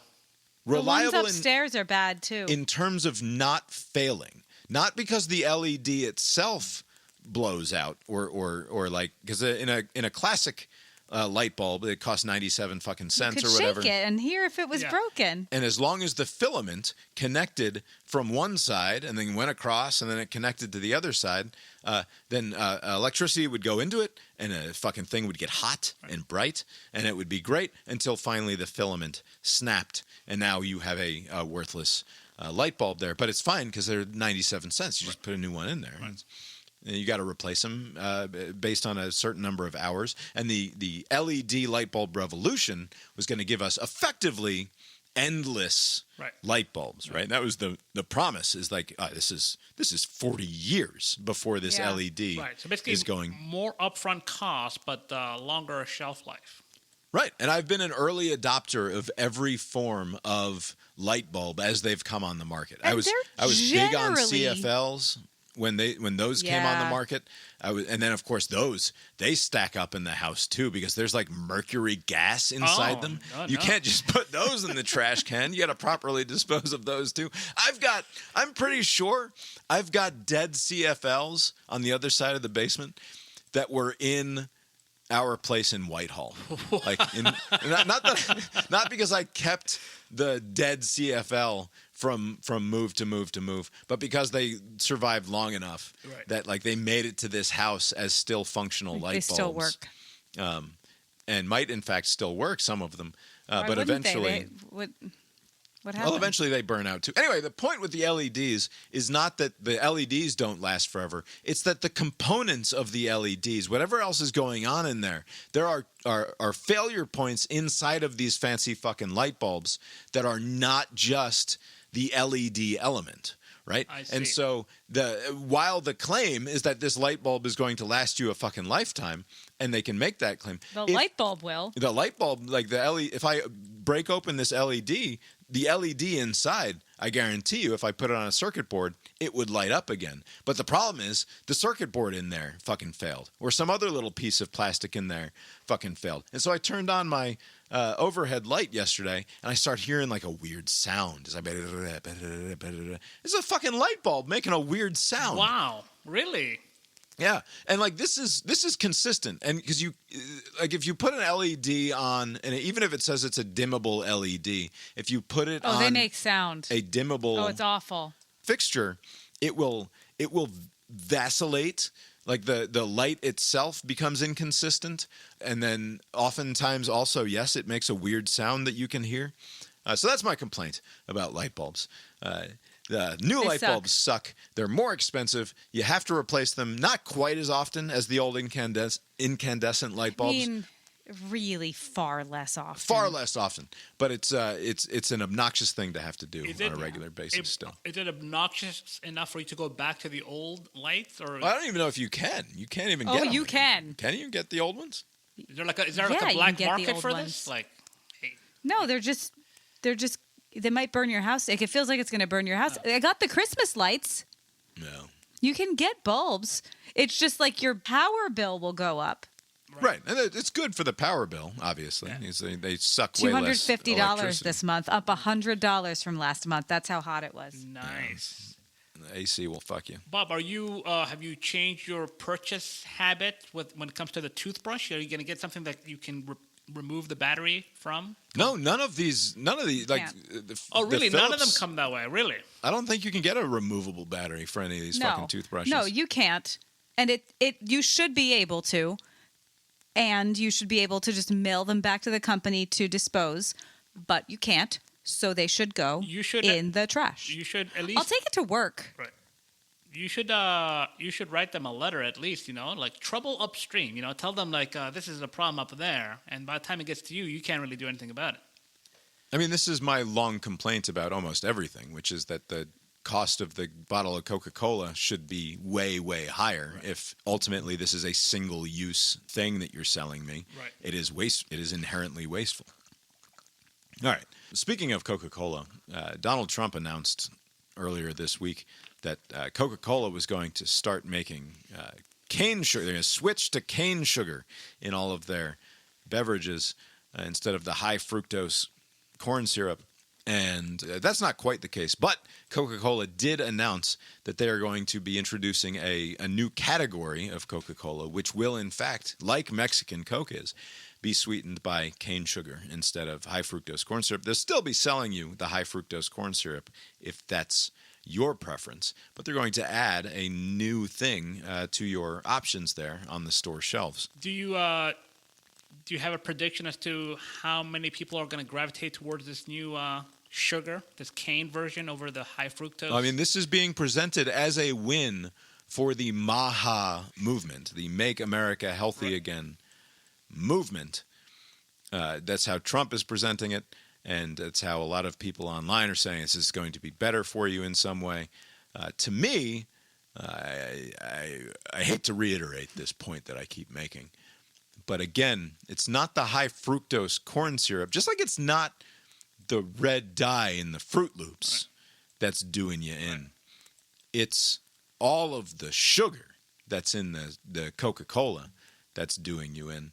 And a switch from high fructose corn syrup to cane sugar is not better. It's just more expensive, right? And so what you're going to be doing is you're going to be paying more money for the privilege of still making your body sick. Right.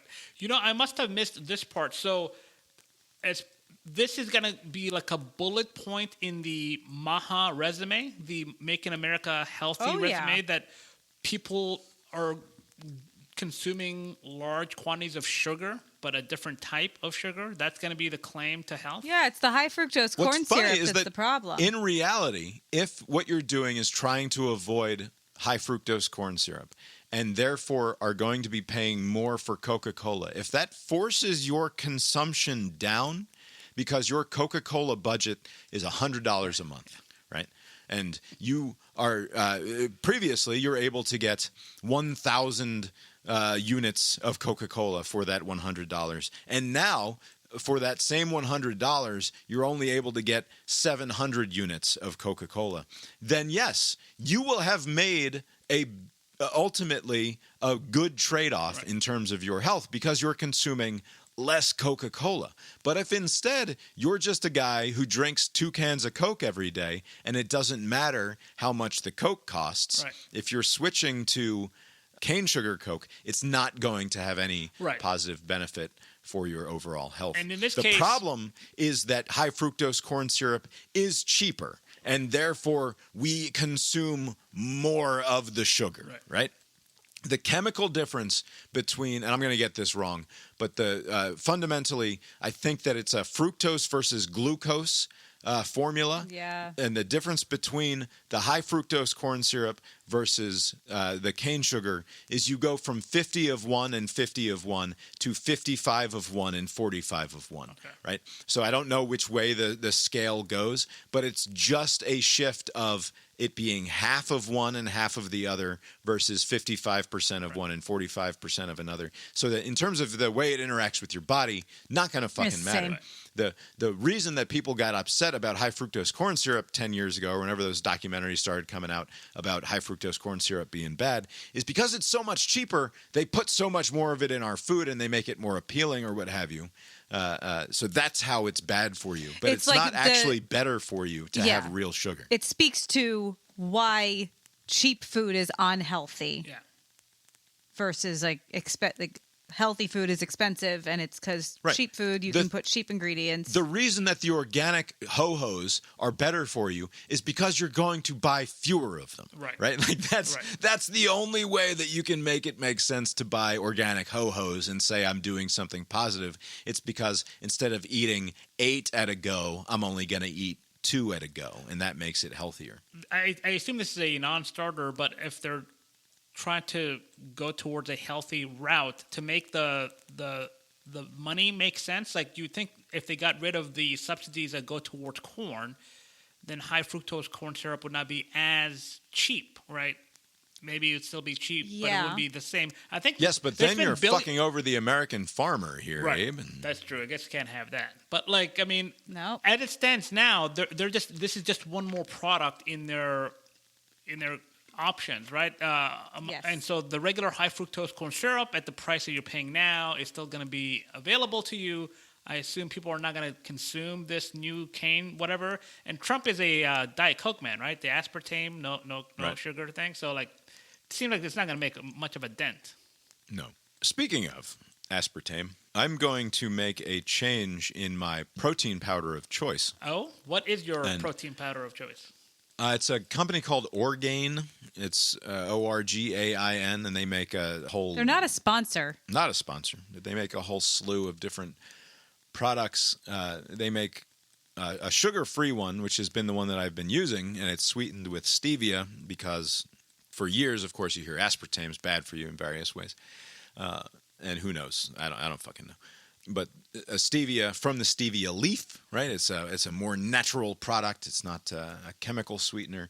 But the problem with stevia, apparently, is that a lot of times to make it less bitter, because who wants a bitter sweetener? That doesn't make any sense. They include a sugar alcohol, which is a byproduct of one way that they get the stevia extract from the stevia leaf. And so in powdered form, a lot of times, they have this erythritol or something. I can't say it right. Wait, they cut stevia with sugar to make it sweet? Erythritol, so erythritol or something like that. It's not cutting it with sugar, but it's a sugar alcohol byproduct of the process or something. Okay. Like it's not, again, not a chemist, to be clear. But studies have come out that have linked the consumption of erythritol or whatever this thing is with an increased risk of stroke. Wait a minute. Were these studies conducted by experts? Presumably, this is an expert's say. No kidding. Oh, boy. You know, the jury is still out on the aspartame thing. So the jury is trickling in for this stevia thing already? Well, just not all forms of stevia, but just this one particular version of it that includes this additive that they use to soften the bitterness of it or what have you.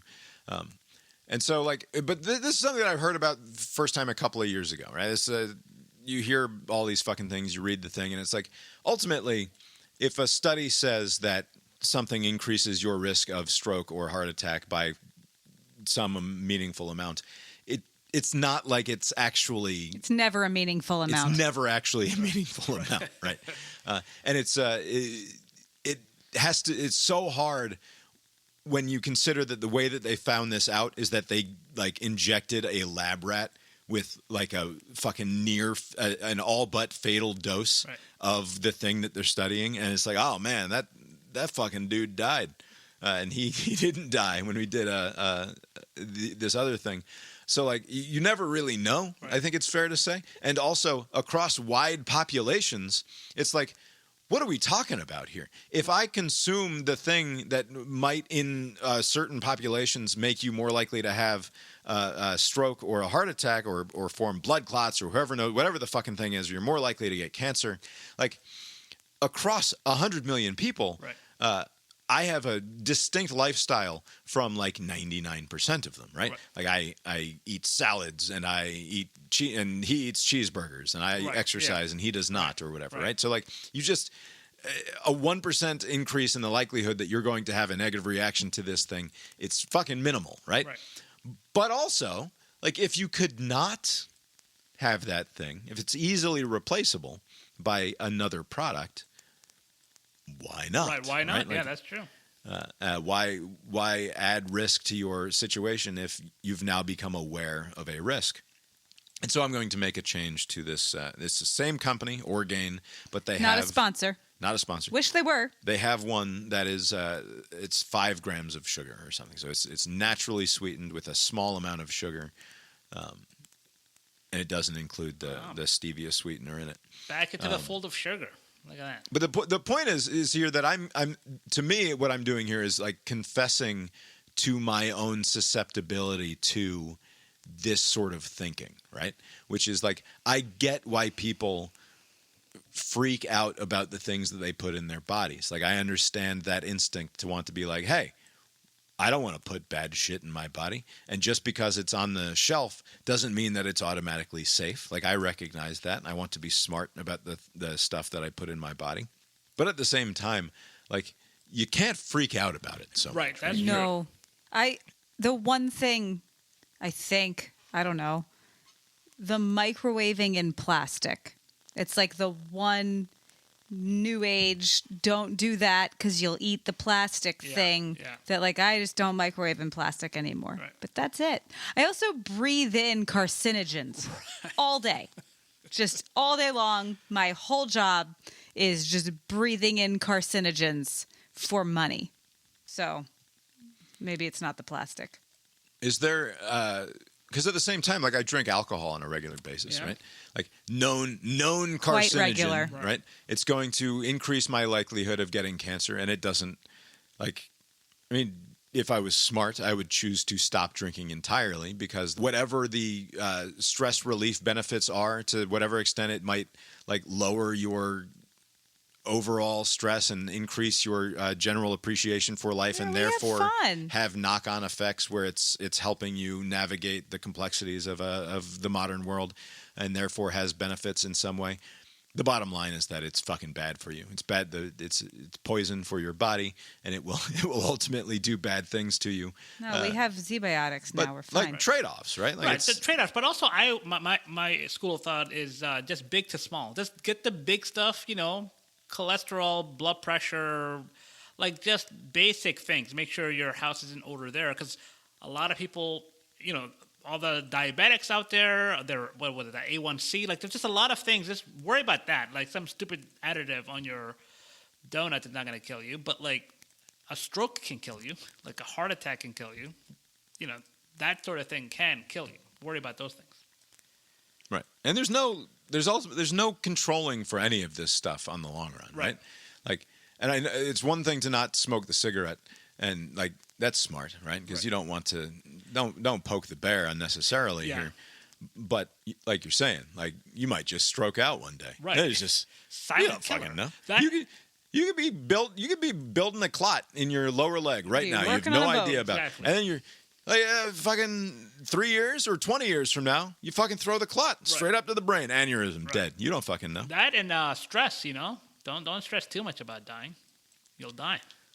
Speaking of drinking, according to Earth.com, headline, drinking alcohol helped ancient people build better societies. What? Okay. Is that all that alcohol Prove did? it. People have been drinking alcohol for thousands of years. From Sumer to the Andes, alcohol was not just a beverage, it was a cultural force in many societies. In ancient Sumer, beer was sacred and strategic. It was offered to gods, paid to workers, and served by elites to show status and power. Even the Even the Epic of Gilgamesh celebrates its civilizing role. Edward Slingerland's drunk hypothesis, proposed in his book Drunk, How We Sipped, Danced, and Stumbled Our Way to Civilization, takes this idea further. Slingerland argues that alcohol helped build civilization. It created bonds, improved cooperation, and sparked creativity. But could drinking really shape political systems?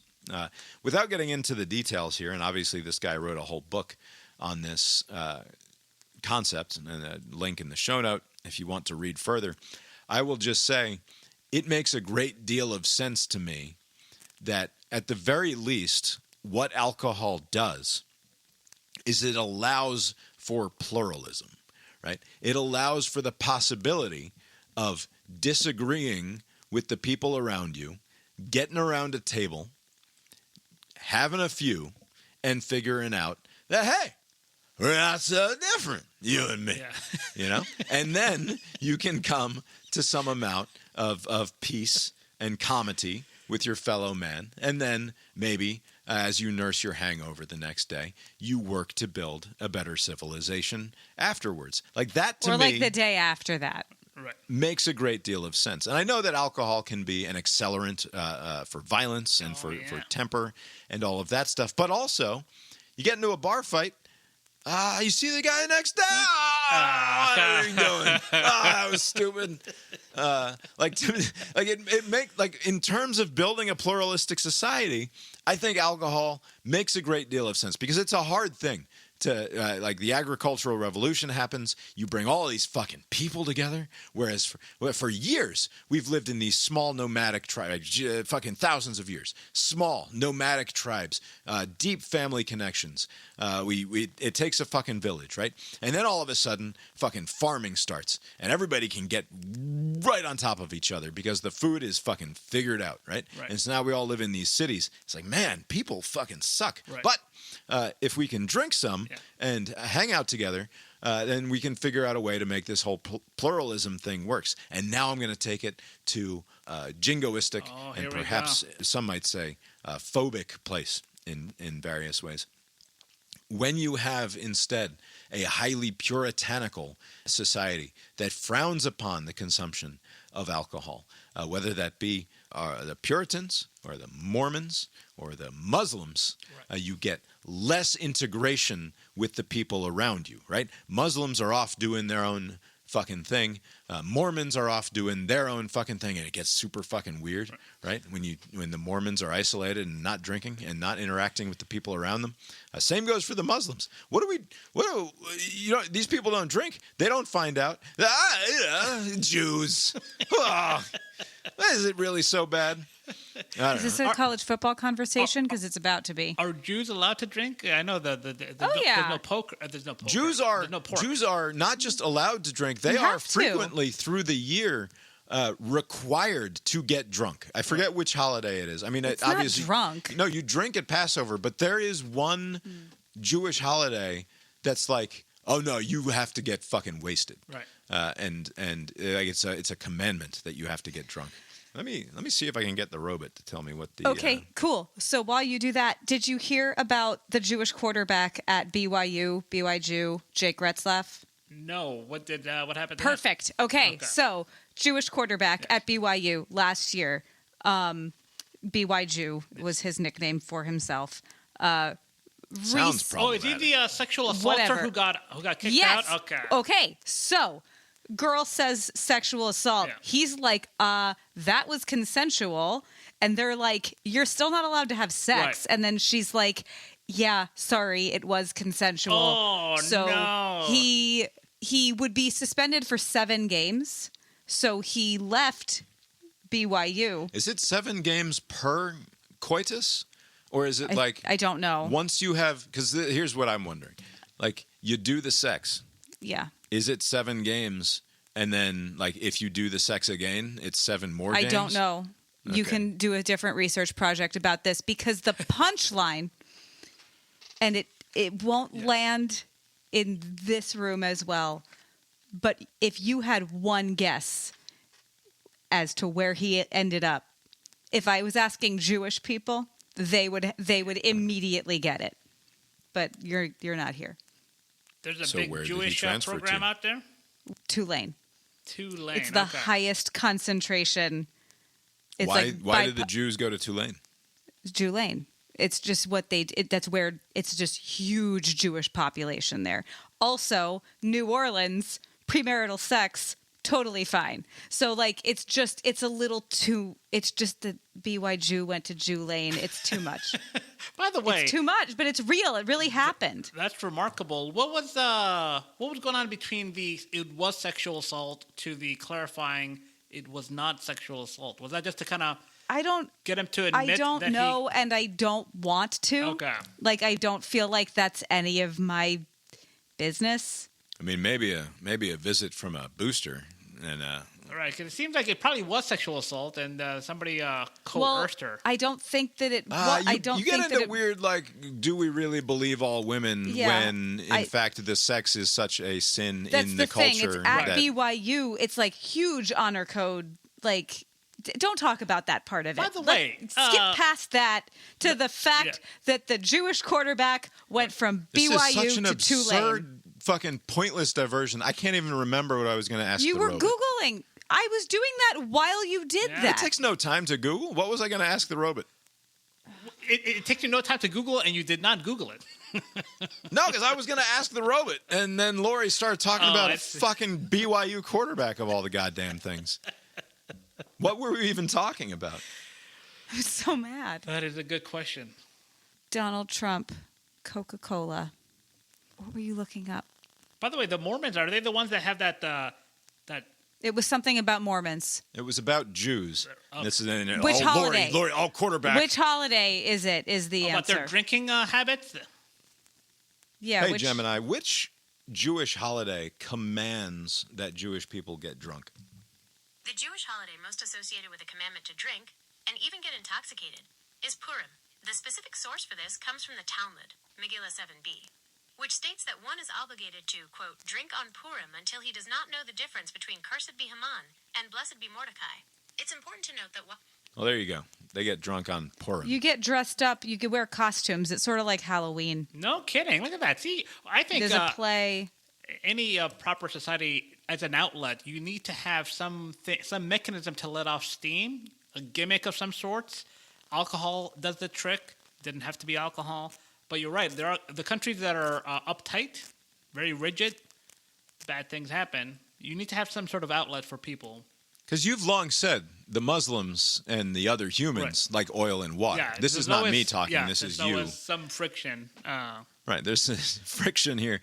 Could we lubricate? Right, but that is such a big, important thing. Like that and the pork. I think they would sooner give up the alcohol over pork. Pork seems to be like a big no-no for some reason, even though you're eating all other types of meat. That doesn't make any sense, but whatever.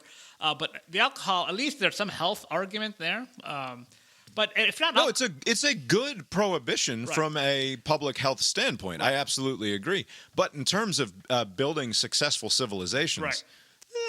That's true. Although I will, I'm reminded of the first episode of Ken Burns' documentary on prohibition, like what led up to the constitutional amendment to ban booze. And it was not a lot of, like they say alcohol is a social lubricant, and maybe, people are making deals and peace offerings in the olden days when the alcohol content wasn't so high. But in the 1800s, dudes were getting drunk and raping their wives, and it was a big shit show. It was not good times back then. And so maybe it's the amount of alcohol. There's a delicate amount that's this is totally fine, but beyond this, people get sloppy. That's 100% true. It's just different for each person each day. Right. So that study needs to adjust for today's consumptions. I think it's safe to say that your blood alcohol content, there's probably your blood alcohol content relative to your jihadi intent. There's a sweet spot there, right? Where you can get to I don't know what it would be, but I imagine that if you just at you're just kind of buzzed, your jihadi intent can still conceivably be quite high. Right. But once you get to pretty good and drunk, how much jihadi intent can you still really maintain? I will never forget when I was a little hungover, and I texted Julia, like, I had like one drink too many last night, and she said, one drink too many is the fun zone, and that's the truest thing. Yeah. One too many is the fun zone. 4 too many is not fun. Yeah. And I mean, maybe, to be fair, me being a sort of happy social drunk is coloring my understanding of this here. Like, there are people who are just angry and depressed drunks. Because they've got, like, true. Trauma. But you also don't pick your drunk self, right? I mean, like, the angry drunks aren't, like, choosing to be angry. They're just, like, not very but they're also not just angry drunks. They've got issues, and they come out when they drink. Like, if we could solve the issues, then the drinking would be fine. Right. That's true. All right. We should talk about Stephen Colbert and the end of The Late Show on CBS. It's 10:30. The Late Show began in the early 90s, 1993, I believe, with David Letterman taking over that time slot. Was there no time slot? Did they create that for Dave Letterman after the Jay Leno issue? Was there like some Tom Snyder or some? I don't know what was on CBS at 11:30 before 1993. I don't recall.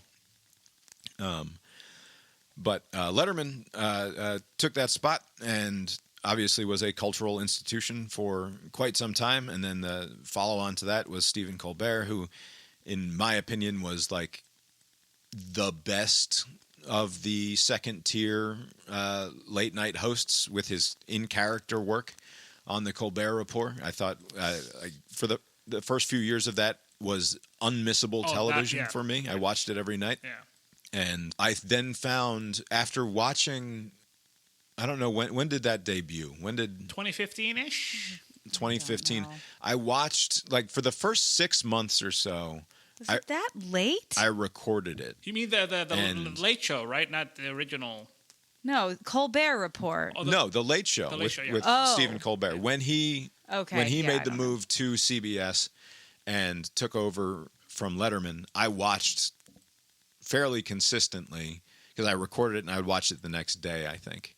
And you can watch it in fucking 20 minutes because there's a lot of fluff in these shows. You must have done that when Calvin was a baby and I was working because I have no memory of that. I watched it with the kids and like it's fine. And then it became what it became, which is a place for Trump-resistant liberals to talk to one another and not a whole lot else interesting going on.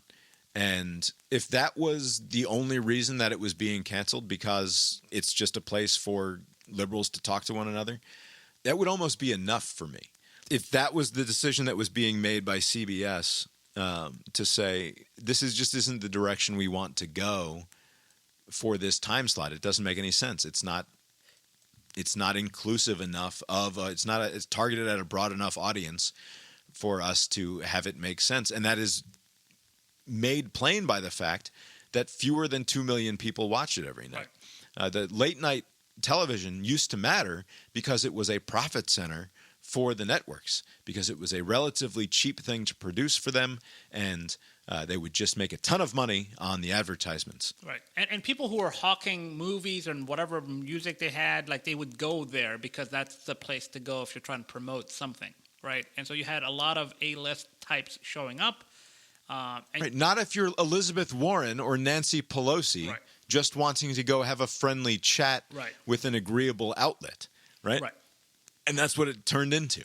Like, this is just a place where, like, Chris Murphy, the senator from Connecticut, can go on and talk about how bad the Trump administration is, and, like, everybody can pat themselves on the back for being on the right side of things, and, like, 1.3 million people are watching.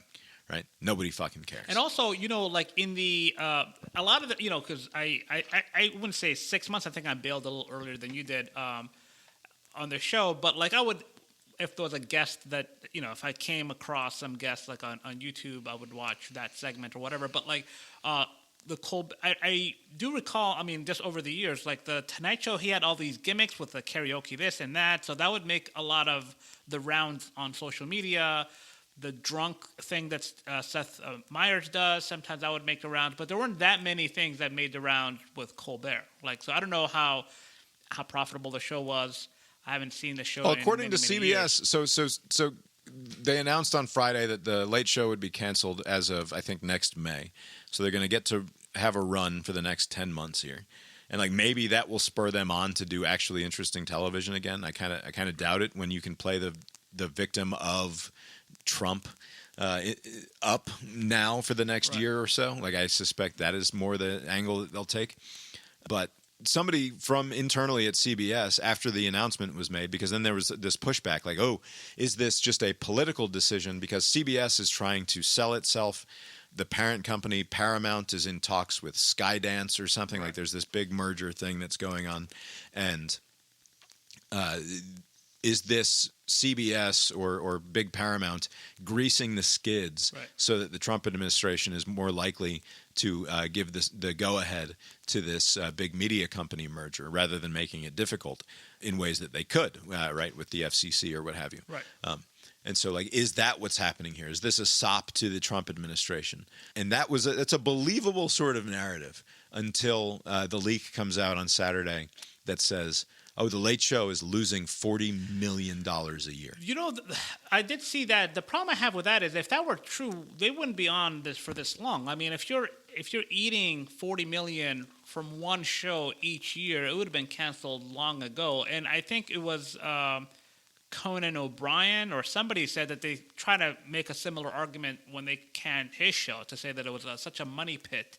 And maybe all of these shows are money pits. I think that they used to be profit centers or at least like minimal loss leaders, I would imagine. Like I think they used to be profit centers though. Right.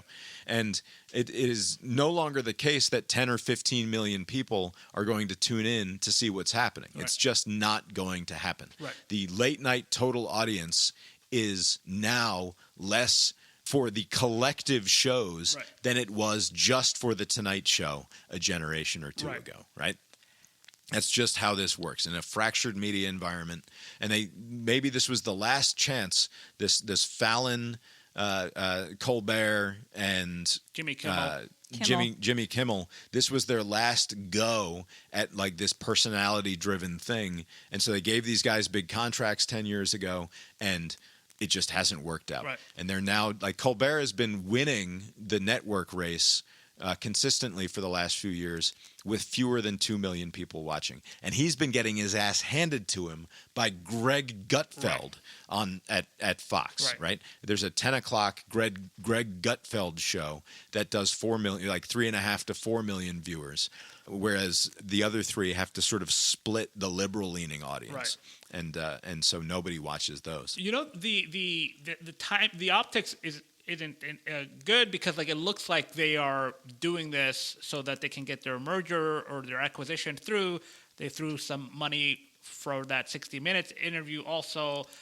Which, to be clear, is absolutely shameful and unacceptable. But it also so like if it was just this one-off, maybe you're like, okay, I never watched this show over many years, so like I would have bought it was time for it to come to an end. And also, like, when you're at 2 million, 3 million viewers, like, you can do that at a cable, this could be like a MSNBC thing, right? Like, to compete with the Gutfeld, have like a live studio audience and just have a bunch of partisans doing their thing, right? So it doesn't need to be on CBS at that level of viewership. But what I find the problem is that if you kind of look at the big picture, it does seem like Paramount is like, we just need to behave and give this administration what they want, that these wins, and then they'll approve the sale or they'll do whatever.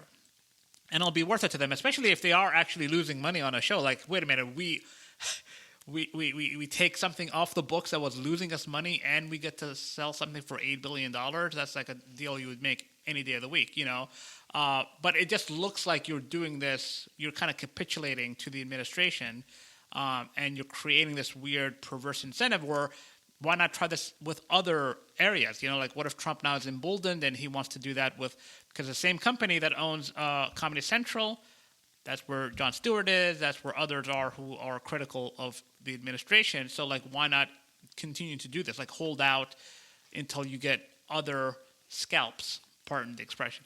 Like, why not do that if companies it's not just companies, like universities and law firms, everybody's just kind of like just giving up and conceding things just to win some favor. And it's not like it's going to work. I think Stewart mentioned it on the Daily Show yesterday. Like, look what's happening to Robert Murdoch at the Wall Street Journal, because they came up with an article about Trump doodling something for Epstein back in the day. He wants to sue Murdoch and his empire for millions because it makes them look bad. So, like, it doesn't matter. $10 billion is the lawsuit that Trump has filed against the Wall Street Journal, Rupert Murdoch, and the journalists who wrote that story, which I have to imagine that the Wall Street Journal has the goods here, right? Yeah. Like this, and also such a ridiculous thing to make up, right? It has to be true. Right. Either they got burned by a source who made the whole thing up, and like the whole thing is a fake. But like now there are multiple other outlets who are confirming the existence of the 50th birthday card book. Right. That Ghislaine Maxwell put together for Epstein, right? So like, and apparently Bill Clinton had a page in there. Alan Dershowitz had a page in there. Plenty of other rich and famous people, no doubt, had pages in there. And I read the Wall Street Journal piece about it, and like to me, it all checks out. Like it all very much reads as Donald Trump, circa 2003 or 2005 or whatever it was. Like that all plays for me. Like the goofy little third person one act play that he wrote out in a dialogue between him and Epstein, the rude drawing of a woman, and then the added flair of his signature being the pubic hair on the drawing of the woman. Like and also some of the language used in it. Like I always say. There's nothing like the highly motivated. Like if you want something to be, you're gonna do a lot to make it so. Remember how you took not you, but how cheese pizza was stretched to the point where it meant child pornography. Like, they keep referencing cheese pizza. Do you know how much of an impact that had on me personally? Is that in any communication with our Little League, I will not write CP for coach pitch, because we have a coach pitch division. Yeah.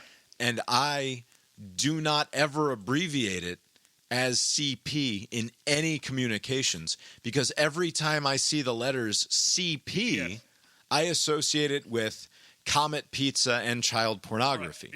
Right? It's all tied in my brain, and I have this tick where I cannot use the shorthand CP for anything, because like in my brain I'm worried that somebody's gonna come through, like the robot's gonna be scanning my fucking phone. It's gonna be like, this guy's talking about CP, like he's secretly communicating about all of the children in the CP. Right.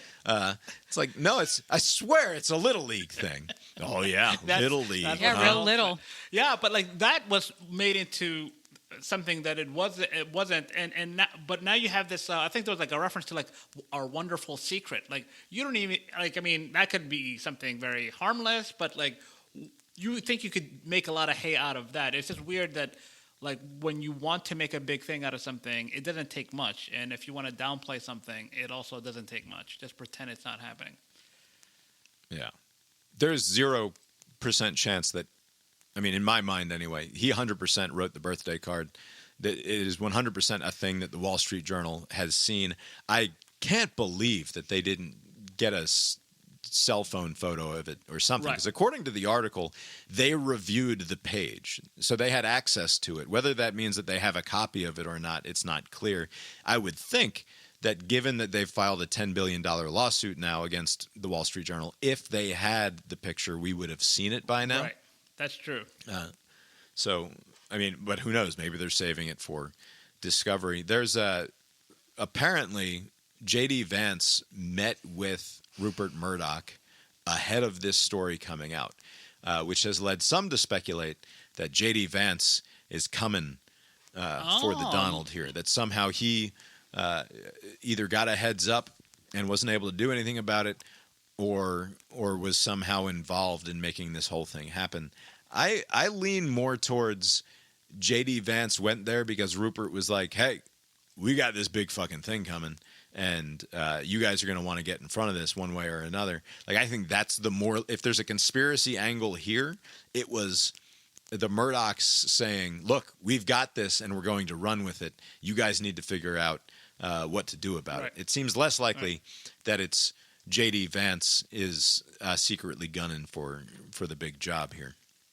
Right, I doubt that that's what's happening. What's strange about it is the timing of all this. Like, usually these sort of stories are published in the run-up to an election, not 7 months, 8 months, 9 months later. Like did they just find all of these things yesterday? I mean, I think that there are so many people whose influence, whose a confluence of interest here, right? In terms of getting to the Jeffrey Epstein thing, which you have already the resistance, which is now figured out. Oh, this is a pain point, right? Yeah. This is a potential fault line in MAGA, arguably, right? Like, you've got these MAGA people who are not letting this go. And so you have this confluence of interest in getting to some truth here, or getting to the real story, that maybe is what's forcing the hand here in terms of the journalism actually being done. That could make sense, yeah. I'm usually not one to buy into the theory that Trump is a master distractor, right? That he's always figuring out how to get people off his case by throwing a whole bunch of other shit at the wall. But I will say this weekend, he was very clearly just picking up the pile of spaghetti and just the Redskins thing, throwing everything at the wall and being like, please talk and think about literally anything besides the Jeffrey Epstein stuff, because he's tweeting about how if the Redskins don't become the Redskins again, I'm going to make sure that they can't move back into the Washington, D.C. and build their new stadium here. And while we're at it, the Guardians, the former Indians, they need to change their name back to the Indians. Thank you for your attention to this matter. There were any number of other things. I don't think that the Guardians and the Redskins, or the Indians and the Redskins, are going to reclaim those names anytime soon. It is very funny to read those tweets, though, and have Trump insist that the name the Washington Redskins was a deep and sacred honor to the Native American people. And it is an ongoing shame that we no longer honor those people in that way by calling them this racial slur. Right.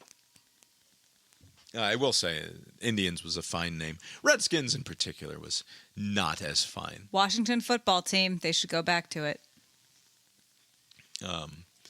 I tried to organize my thoughts around a couple of different things here, because the other thing that happened here in terms of the media landscape with the end of the Colbert thing and the 60 Minutes doing this. To be fair, it's not 60 Minutes' fault. If it were up to 60 Minutes, they would be fighting this. Paramount elected not to provide the financial resources for 60 Minutes to fight this lawsuit that they very clearly would have won, I think it's fair to say.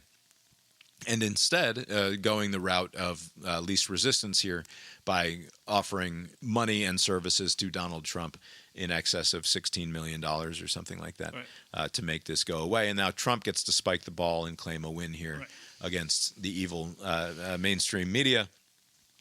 And it's bad. It's bad for the First Amendment. It's bad for a healthy democracy to allow the executive branch of the government to sue people when they don't like the stories that they're producing and then get paid because of it, rather than standing up to it. It's definitely bad. And then also NPR and PBS have been defunded. The only meaningful cuts that were made, really, or among the only meaningful cuts, are $1.1 billion that will no longer be going to the Corporation for Public Broadcasting, which will apparently have a much greater impact on the money that the Corporation for Public Broadcasting is able to distribute to member stations, rather than to a direct effect on big NPR, like and big PBS. Right? It's the member stations who face the biggest problem here, which ultimately can trickle up, because, of course, it's the member stations who pay $400,000 a year for the right to air Marketplace and Morning Edition and All Things Considered and the other NPR programs that you come to know and love. I have trouble getting super mad about this because I am like obviously philosophically on the other side of should there be government funded media. And I know that people make the argument that like in healthy democracies, there's this strange correlation between healthy democracies and state-funded media. Right. And I would just say I think that you're getting it's a cart-horse problem, right? Like I think that those two things can live in harmony, that you can have a healthy democracy that also has state-funded media. But also, if you have an authoritarian system of government, the state-funded media is bullshit and bad, right? Pretty reliably. So I think that's it's correlative, certainly not causative, that healthy democracies have state-funded media. And to me, it's always been weird that you would have state-funded media, and unless it was like religiously both distinct in terms of editorial voice, but also not having an obvious political bias, and you cannot have listened to NPR at least since 2014 or so. I would say between 2014 and 2024, that decade or so, you can't have listened to those programs, and your honest reaction to it can be anything but that's a hard left-leaning outlet if you listen to NPR. And so to me, I can't get overly upset about the defunding of NPR in that way. At the same time, like I like NPR. Like I like the idea of having public broadcasting. And like if you want it to be public, it doesn't have to be government subsidized, right? It can still be publicly funded through member donations and various other funding mechanisms, whether that's all of the different foundations Raffles, that donate charitably to these washes. things because they think it's a public good. I don't know. Am I wrong to not be upset about I think that there are two different points. One is, whether or not you think there should be government funding towards these sort of news outlets, whether it's television, PBS, or the radio, NPR. And the other issue is what's motivating the decisions. Because the Trump administration is not cutting funding because of the reasons you lay out, right? It's because they're being critical of whatever Trump is doing, right? If they were provided, like if in 2014, 2015, NPR broke to the right, NPR would be fully funded today, right? Like it would still be the same fault, right? I mean, breaking left or breaking right neither is preferable, neither is good.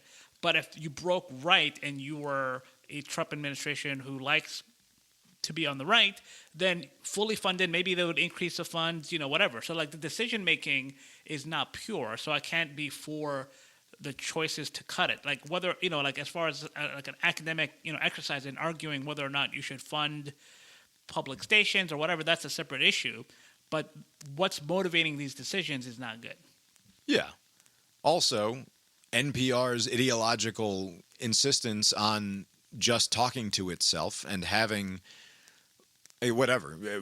I've long cataloged the problems with the way that NPR both frames things and discusses things and the stories that they choose to cover, and the way that they cover those stories is not in keeping with what I think should be an approach to public media, because it is not in their attempt to be quote unquote inclusive, they are wildly exclusionary of alternative viewpoints, right? And like when David Brooks is the closest thing that you get to the conservative viewpoint, you're no longer and yeah, you can make the argument the middle has shifted in important ways, right? Like it's harder to get a conservative to go on there and sound like a normal human being, but I don't know. They've done a poor job of reflecting political reality, and instead have insisted that they're only going to talk to themselves. Anyway, like I said, I was trying to tie everything together into a nice, neat little bow this week, all the various stories. And the thing that I kept coming back to, oddly enough, was the Dick Cheney 1% doctrine. but as applied to expectations of truth-telling across tribes. So the Dick Cheney 1% doctrine is that the terrorist only has to be right 1% of the time, right? We have to get it right 100% of the time, because if one terrorist attack gets through, it's civilizationally catastrophic, right? And I think that it's a bad way of, like, in its application, it's terrifying, right? Because you can then justify all sorts of terrible things in terms of the surveillance state and foreign adventurism, arguably. Yeah, because you can't be overzealous enough when you're trying to maintain a perfect record, right? Because what would that look like, you know? Right, but at the same time, I think that our last 25 years proves out the truth of it, which is that their success on 9/11 and maybe 7/7 and whatever other various successes the terrorists had was civilizationally catastrophic, right? Not because 3,000 people died, although that's pretty bad, but because of what it did to our politics and to our national identity and to all the rest of it, right? Like, it was like 9/11 was in fact civilizationally catastrophic, and it would have been better if we had maintained a perfect record in terms of stopping 9/11. Well, obviously, yes, right? That's true.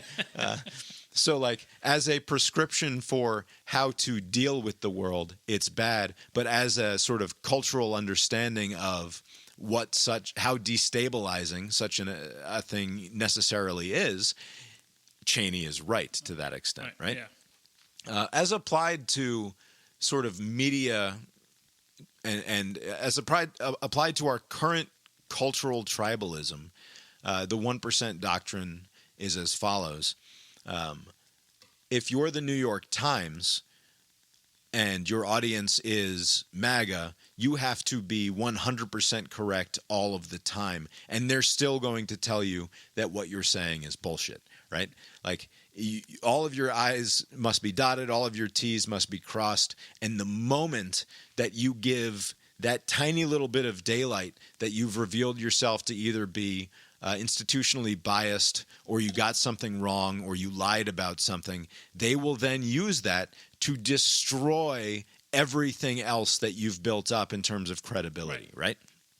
And the same goes in reverse, which is that the same goes in reverse, but within the tribe, where you can get away with literally anything, right? Yeah. Like, as long as you're telling the truth about 1% of things, the other 99% of the shit that you're spewing doesn't fucking matter, right? And it's this weird, perverse thing where, as long as you are accepted within the tribe, as long as the thing that you're doing is, to tie it back into Colbert, it's truthy, right? It's in the direction, it's directionally true for people. It doesn't fucking matter. Right. And what this Epstein stuff perhaps represents is Trump's betrayal of that 1%, right? The way that you can say that this might be truly catastrophic for him within his usual base of support is that he might be betraying the thing that gives permission to all the rest of the bullshit, right? So, like, because what the Epstein stuff is it is the skeleton key for understanding what they believe about the world, which is that everything is hopelessly corrupt, that there is no institution on earth that is not hopelessly corrupt, to the point where the world's elites have a international pedophile ring that might actually be secretly operated by one of the most impressive intelligence operations on the planet, whether that's the United States intelligence operation or the Israeli intelligence operation or something like that, right? Like, there's some secret thing going on that both allows the elites to have their disgusting pedophile ring, but also in a superstructure sort of way that is also secretly controlled by by another ruling set of elites that actually controls everything. And when Trump turned around and said, there's no there, you guys need to chill out on this stuff, he's now betrayed that 1% of thing that gave him license to be awful and wrong 99% of the time. Now they have that in. Right. If Jeffrey Epstein turns out to be the downfall of Donald Trump, will he be considered a martyr? Will Trump be a martyr? No, Epstein. Will Epstein be considered a martyr? I don't know how we could, like, to the left? Like, Yeah. will we venerate the great serial abuser of hundreds of girls? This is what does it. Kind of hard to sweep all of that under the rug, but I do wonder what Can you the reaction imagine? You're Jeffrey Epstein, right? And you're No, I'm dead. Dead. You're in hell. Okay. Right? But now you've the results of your actions have taken down Donald Trump. Do you send a letter to heaven being like, hey, look, come on, not all bad. I know. No. I did some stuff. You don't send a letter, but you tell everybody. Like, see? You know, it remains to be seen whether this Epstein thing is the one load-bearing pillar among all the pillars that don't mean anything. Like, I still think he's going to survive it. It's not that it's Epstein. Right. It's that it's that idea that they have, that Trump exploited, right? The thing that makes Trump powerful is the fact that he's not wrong in his critiques, right? That's the big problem here, is that the Trump was in 2015, 2016, the things that he's being critical about, he's not wrong. It's the notion that he is in any position to fucking figure it out. Like, right? Like, he's good at identifying the things that piss people off. And he knows that, and he... Mamdani in New York is similarly so, right? Like, his prescriptions are all fucking wrong, but the things that he's complaining about largely are not exactly wrong. And like that's what populism does, right? It is very good at identifying the things that piss people off. Right. The problem is when you go and you expect those people who are good at identifying the things that piss people off, that they don't have any ideas about how to actually fucking fix anything. Right. And also this could be like a dead end situation. Like a lot of people have draped themselves in, like as defenders of like children and all this. This is like a big part of the core of their like political identity. Like no matter what, when they were thinking that none of the people on their side were implicated, like no matter what, this is wrong. This is something everybody can agree on. Pedophiles, blah blah blah blah. We're against this. Like you've committed to it publicly for many years, right? So this is the one thing you can't do an about face. There was those polls like from like 12, 15 years ago, like opinions on Russia, and like it was equally negative, and then like whatever happened like 5 years ago, and for whatever reason, maybe it was the Russia hoax, the Republican opinion of Russia kind of moved upwards just to kind of be in alignment with where Trump was. But with this one, you can't just say it's not a big deal, because for many years you said this is the biggest of deals, and Trump, despite all his faults that they've overlooked, he's the champion of this, and he's going to get to the bottom of this, and if he's implicated, then egg on their face, right? And now they're going to be eating a lot of shit from their political adversaries, like you're a fucking guy, that dipshit, and look at you now. I think that's where this tension comes in. Like they're made to feel bad or to look bad, and they resent Trump for that feeling. Anyway, I'm more convinced. Like a week ago, I think I said, like, this will not be the thing that ends the Trumpening. After the last week, I'm still going to say it's not going to be the thing that ends the Trumpening. Yeah. But I'm like 60-40 now. The way that he's handling it is obviously disastrous. And now like Bondi and the Justice Department is going to go try and get Ghislaine Maxwell to like flip on some people so that they have some red meat for the base or something like that. Right. But like she's not going to talk. Right. I mean, unless like, so you're going to get the madam to have a reduced sentence. Right. Here? Yeah, that would be the worst thing they could do, because I saw something floating around. Oh, they're going to go in and have a talk and make a deal, and she'll say that Trump is not involved. But you're going to have to pardon her, and that's going to look even worse. I just don't see Right. that happening. There was this these cheating dopes at a Coldplay concert, right? And the camera pans to them. This happened like recently. I saw it online. This is the talk of the internet. Right. Is So- these it's a kiss cam situation, right? Right. And this guy is the CEO of some company. He's out on a hot date with the HR lady. With the HR It's like lady. the one monoculture thing we You have. would think it would be a violation of HR rules, but whatever. The problem isn't so much that they were cheating in a like in a public arena. It's their reaction revealed their guilt, right? Like the way that they reacted was so like striking that like holy shit, what are these people doing that they're so ashamed to be Right. seen And together? here's the thing. If they could have played it off, Yes. I think the marriage would still be shattered, right? Because you're in a stadium with fucking 50,000 Oh, people. she already fucking knew. Well, maybe she knew, whatever.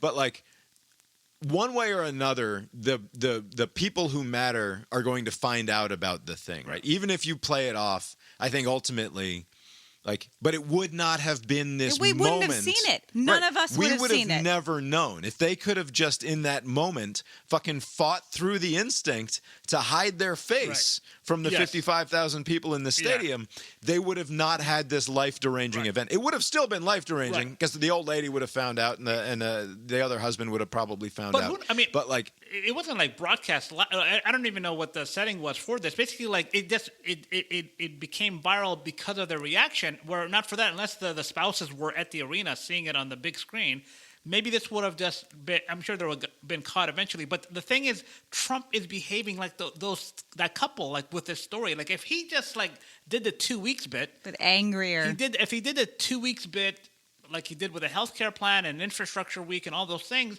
it would just kind of get muddled and people would just move on because this connection to Epstein has floated around for many years. It hasn't done him any harm. But his reaction, Right. why are we still talking about this? Water under the bridge, nothing to see. Let's move on. Oh, what about Obama? Oh, maybe Hillary. Like just this flailing about is like that couple that were caught. Like it's like, wait a minute, what's going on here? You're reacting in such a weird way to Right. the story. It's like something happened. Like, and so it's kind of giving the story more oxygen.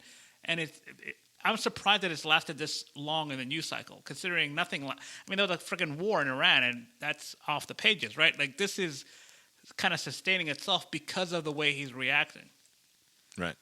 I saw this presented as like a welcome return to shame in American culture, and like all of the shame and opprobrium that was heaped upon this couple is good because like it's reflective of our sort of inherent conservatism or inherent puritanical foundations that like despite everybody's like talking about polyamory Right, and yeah. ethical non-monogamy and all of this shit, right? At heart, what this suggests about American culture somehow is we are still the Puritans who want to brand somebody with the A, Right. if we get the opportunity to.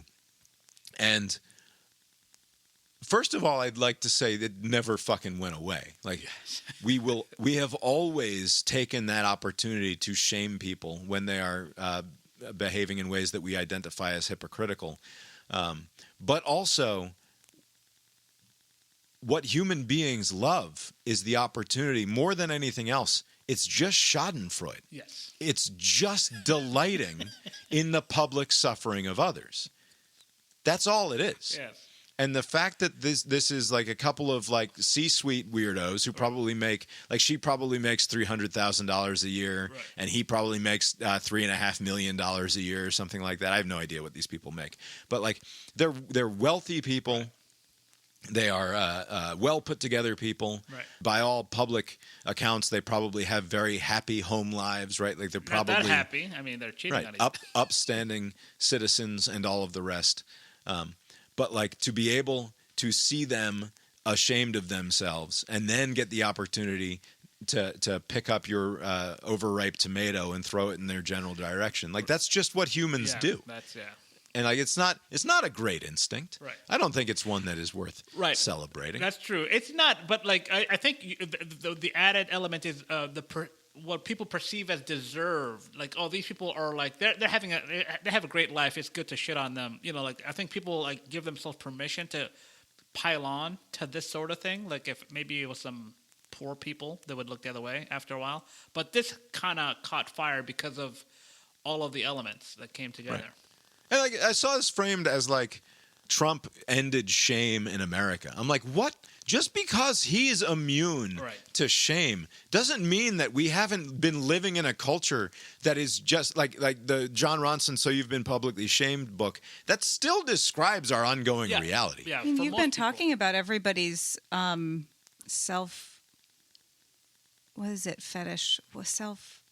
The humiliation fetish.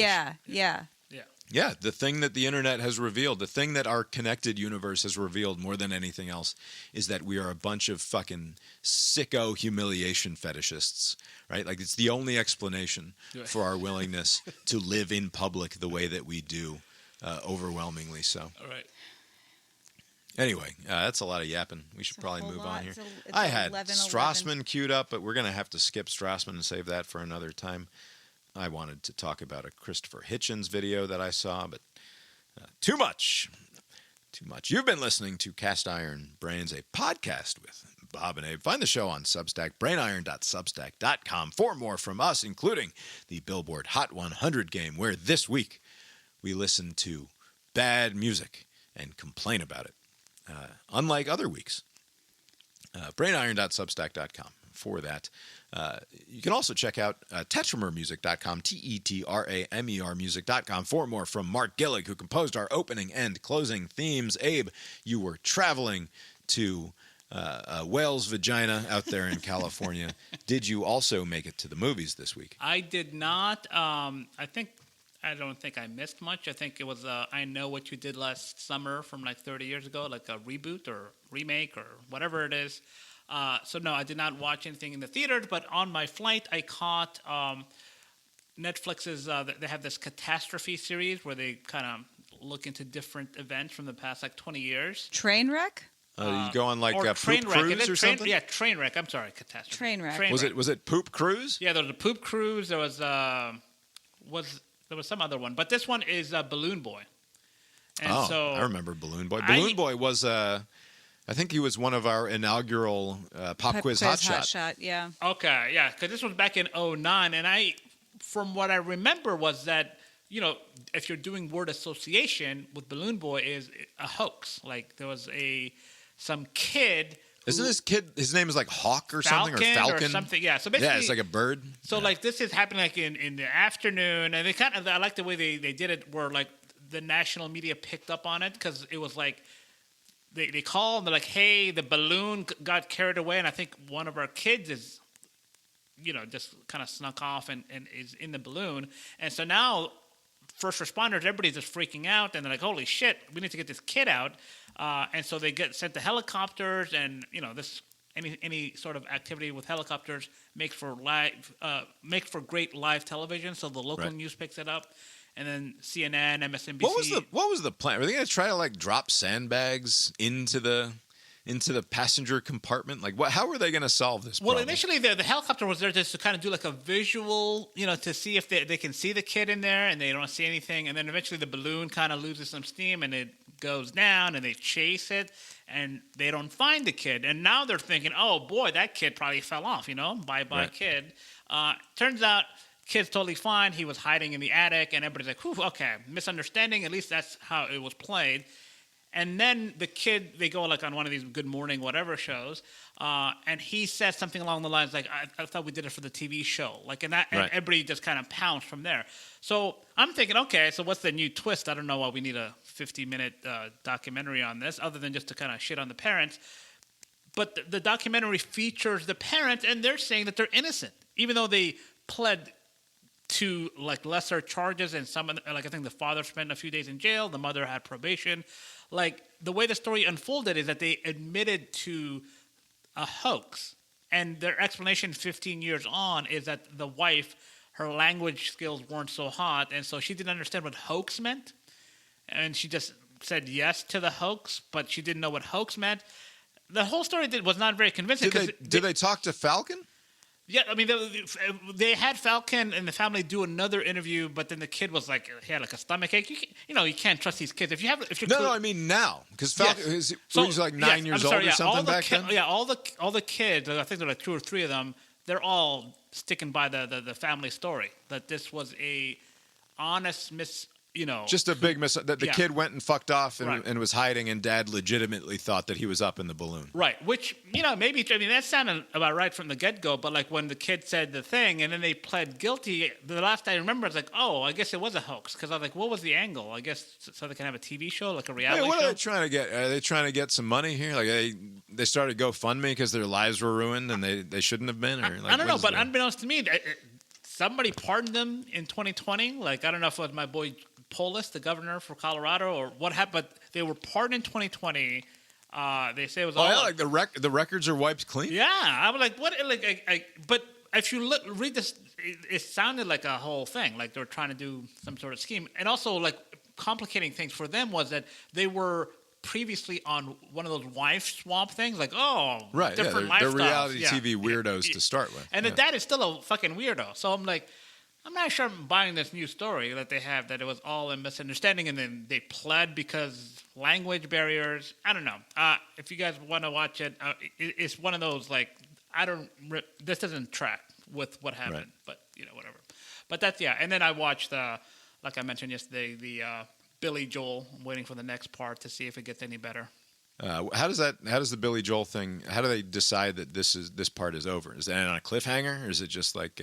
Yeah, I think it was like, it ended like in he wanted to like, this guy's like suicidal, this guy's in a bad way, and then he becomes successful, and then his marriage comes to an end, and that's kind of where it's left, they leave it. So, gotcha. Didn't he marry some supermodel? I don't think they've gotten there yet. He marries some supermodel. So they're going to get into the supermodel and his whatever. We watched a movie. It is a movie. It's classic Abe watched a movie kind of movie. We watched The Great Wall. I think that's what it was called. Was it with Matt Damon? Yes. Yes. How are you able to identify? Oh, because I think it's on Netflix, right? Yeah, but isn't this... It was HBO Max. Remember, wasn't there an era where like Chinese money influencing Hollywood movies? Was this like the era... It's the most like blatantly propagandistic major Hollywood movie I've ever seen. Even beyond that, it's like it was only made for Chinese audiences. Right. Yeah. Seemingly, yeah. I mean, it didn't I make don't much money remember here. it being here. It was here. I guess. Oddly enough, I don't really recall. I remember watching it. I don't recall the plot whatsoever. It was fine. Yeah. It was a movie. I wouldn't say it was fine. It was fine. It was colorful. It was very weird. It's Matt Damon and Very Pedro weird. Pascal and Willem Dafoe are the recognizable English language speakers. And then it's set in China a long time ago. Along the Great Wall. Okay. Was this still great? Like, they already built it, right, by this point? Yeah, the wall is done. Built. And apparently... It opens saying something like, there are many stories and legends, and this is one of the legends. Okay. Like, what you're about to watch is not real. Yeah. The claim is that the Great Wall was built as a defense against bad monsters. The Mongolians, right? I mean, no. Well, but it said Racist. like human and legend or something. Like, but particularly it was bent against these magical creatures that would come and fill their bellies and sort of cull the human population down to a more manageable amount. And the theory now is that because we've had such a good run here in China and we've got way more food for these monsters than we've previously had, that if they were able to now gorge upon the Chinese population, they would grow so strong that they would go on to overtake the rest of the world. So it is up to us, the defenders of the wall, to keep the monsters from culling the human population again, because again they would grow too powerful. Right. And when I say it's propagandistic, like it's very much like the Chinese do things because of their great numbers and because they aren't dedicated to Western ideals of greed and self-interest. And because they work as a team with long vision. Okay. Lots of, I was getting a lot of like, we're not thinking about the next 10 years. We're thinking about the next 100. No, right. They're on a 60-year plan there in China, Yeah. specifically because the monsters come every 60 years. And so you hear about the 5-year plan, like as is common in communist countries, like, no, even we care more about the 60-year plan. These monsters are pretty punctual every 60 years. And Matt Damon, at one point, as he's meeting the sort of romantic interest, But not really too romantic. not- She's like half his age. right, not really romantic, but like they want you to think that maybe something might be going on there. He's like, we're not so different, you and I. And she's like, oh, no, you're a fucking Western piece of shit, and I'm a good Chinese. We are, in fact, different. And the moral of the story by the end is, I guess maybe I was kind of a piece of shit, but now I'm not anymore. And I respect that we were, in fact, different before. But now we are not so different because I have seen the rightness of your way and the wrongness of mine. Did that win her over? And that, well, no, because there's No, no he romantic left. conclusion here. He ends up leaving. It was just amusing because, like, it is sort of a white savior trope thing they're doing, but the only reason that the white savior thing works out is because he denies his white. Right. I mean, not specifically his whiteness, but like his Westernness, like the shitty American ideal there. And also, he does a very strange accent throughout this movie. It's sort of Irish, but not quite Irish. It's a very, very weird voice that he decided to put on for this film. Not a good movie. No, but it was fine. Yeah. Do we watch anything else? No, we need to watch The Bear. Do we? Is that what You people... said I asked you. I can watch it on the treadmill by myself if you don't want to. Yeah, I guess we'll watch But I it. asked you if you wanted to watch it, so I've been waiting. I don't understand. The voice is starting to fade here. You guys have been the ones yapping for the last 2.5 is that what's happened? goddamn hours. I think I'm having one of those, that you have a sympathetic illness, right? Where somebody that you're close to gets sick and you feel their pain. I talked all fucking day, if that's what you're referring to. I suspect that because you two have been yapping so much, now my throat is rubbed raw in yeah, sympathy. you can tell by looking at the lines there on the sound how much we've been talking. I don't even see. Oh, because you don't have Abe's. You just have mine. Yeah. Anyway, Abe, have you got anything else for us tonight? Nope. Well, I guess that's all we've got for you tonight then. And we'll talk to you next time. Later.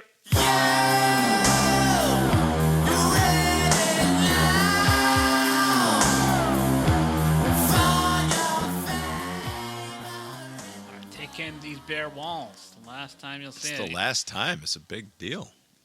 You will 100% see bare walls at least for the next month.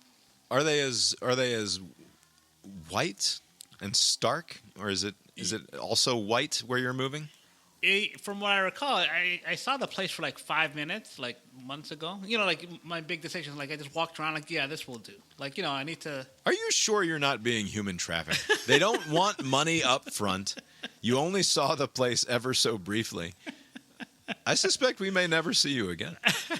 No, when I started my search pretty early, and then like within like 30 seconds, I'm like, nah, I don't like the way this is set up. And then I would obviously humor the host and like, oh, bathroom over there. Okay, nice. But it's a no. But this place, as soon as I got in, I was like, this is exactly what I mean. Easy place. It kind of flows. I could see you walking around with like a little clipboard with a checklist on it. It's like... One big checklist, yes. And it's just, does it have a trash chute? It had a trash chute pretty close to where my apartment is. It's got everything. Can't complain. Yeah. Well, that's good. Yeah. There's this video that I saw on Substack, and it's Christopher Hitchens talking about Saddam Hussein and when people complain about how Saddam Hussein was a real bad guy, but was it worth it to go through all of this trouble? And he's like, how you know that they don't really understand how awful Saddam Hussein was is that's the argument that they're making. And what he says is there's a video that aired on PBS, and they only showed half of it, but there's this old video of Saddam right when he took over, and it's a guy comes up on stage as a guy who'd been imprisoned by the Ba'athist regime there, and said, and starts giving his confession. He's talking about all of the ways in which he fucked up, and he says, "But I wasn't working alone."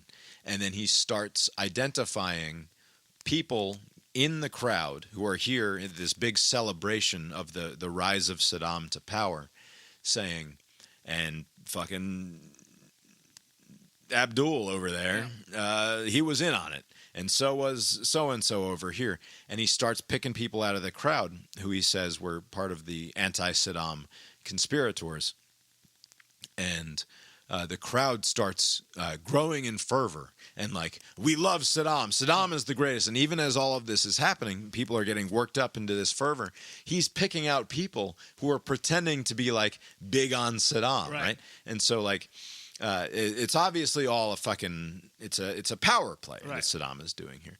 And so the video ends, and the crowd has been thoroughly worked up into this lather. And they've marched out dozens of people out into the courtyard to be killed, right? What's that? To be killed, to be right. For another group of people, the ones who have been cowed by this display, they must then march out into the square or into the other room and do the killing. Oh, okay. The executions. So now he's roped in those who have been perhaps randomly selected to survive are the ones who are now complicit in the killing of those people. And Hitchens' point in relaying this story about how awful Saddam Hussein actually was to say, those of you who nod in the general direction of Saddam's badness don't actually fully understand how bad Saddam was. Like this was an authoritarian who learned from the great authoritarians who came before him and perfected it in ways that are sort of unimaginable to the Western mind, because when you don't live in that society, you cannot fathom what it's like to live in that society. Right. And to me, in that moment, it's like this. It's when we talk about authoritarianism and fascism, it's almost entirely in metaphor, right? And I don't think that we appreciate how the way that we talk about these things is sort of a metaphor. Right. And I've talked before, and the reason that I didn't bother bringing it up in the show is because I don't know where this is going. But like I've mentioned before about how it feels like we're living in a time where metaphor is dead, but I think that I've gotten that exactly wrong. We live in a time where metaphor is everything. And it's not that it's, and when I say metaphor is dead, what I'm trying to say is people are acting like what matters is the metaphor. What matters is the symbolism. And that like the thing that we are confused about, like when we talk about identity, all of this identity politics stuff, all of this attempting to build an identity around different aspects of your life, that's a metaphor too. Right, like all of that is just attempting to build identity out of the fucking stories that we tell about each other, right? Right. And there's something about what I mean when I say metaphor is dead. It's actually we're just fully steeped in metaphor all of the time, and it's reality that is dead. Like it's the underlying thing, the thing that matters is dead, and all that matters is the symbolism. Right.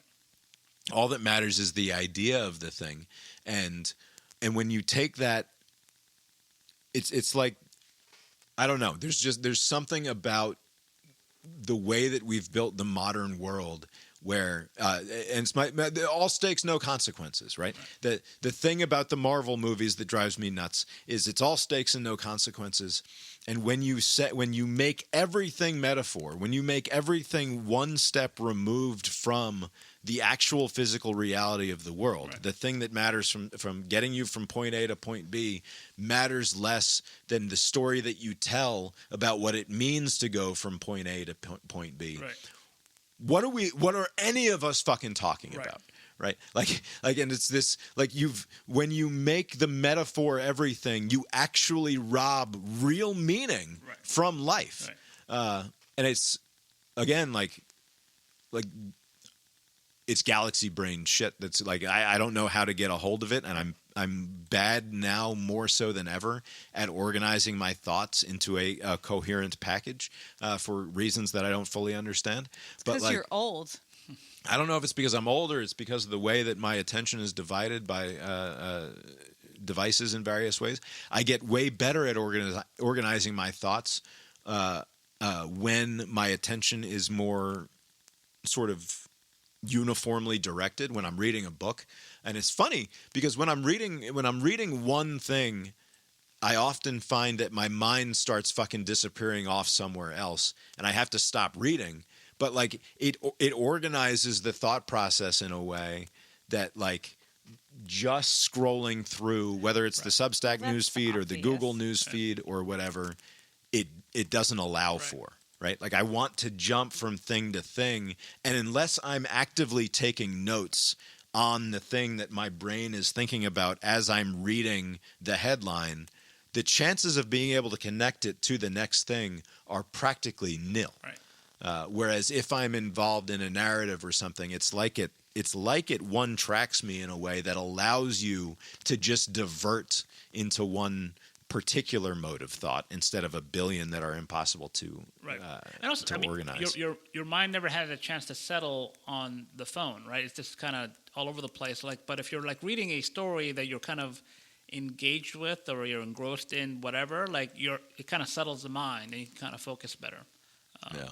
But yeah. Anyway, there's something about the Hitchens video where he's like, you just cannot, like, your notion of authoritarianism is impoverished because you don't actually know what it's like to live in that sort of a society. It's like, yeah, he's absolutely right. We just have these ideas about it. Right. We have these notions, and to us, it is sort of a metaphor.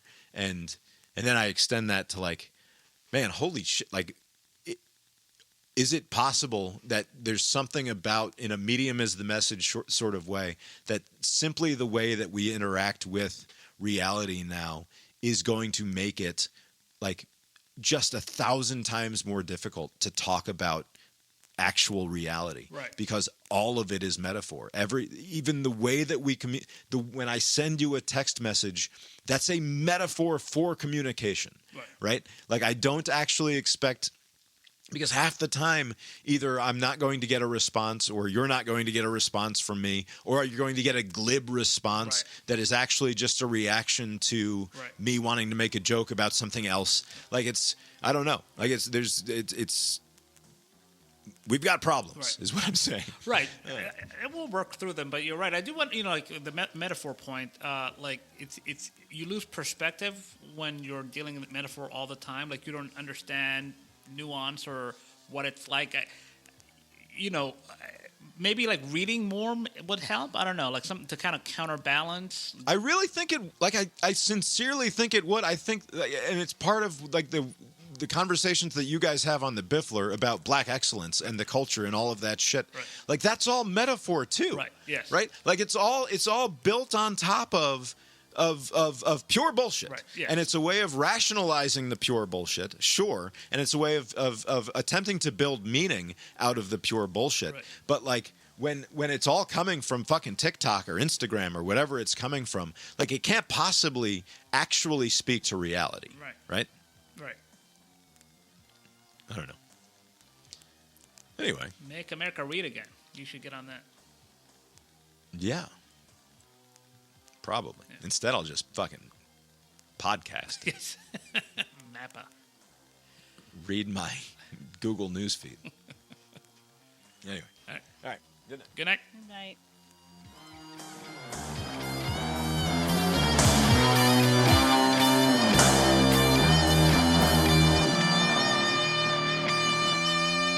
The proceeding was created with 100% human content.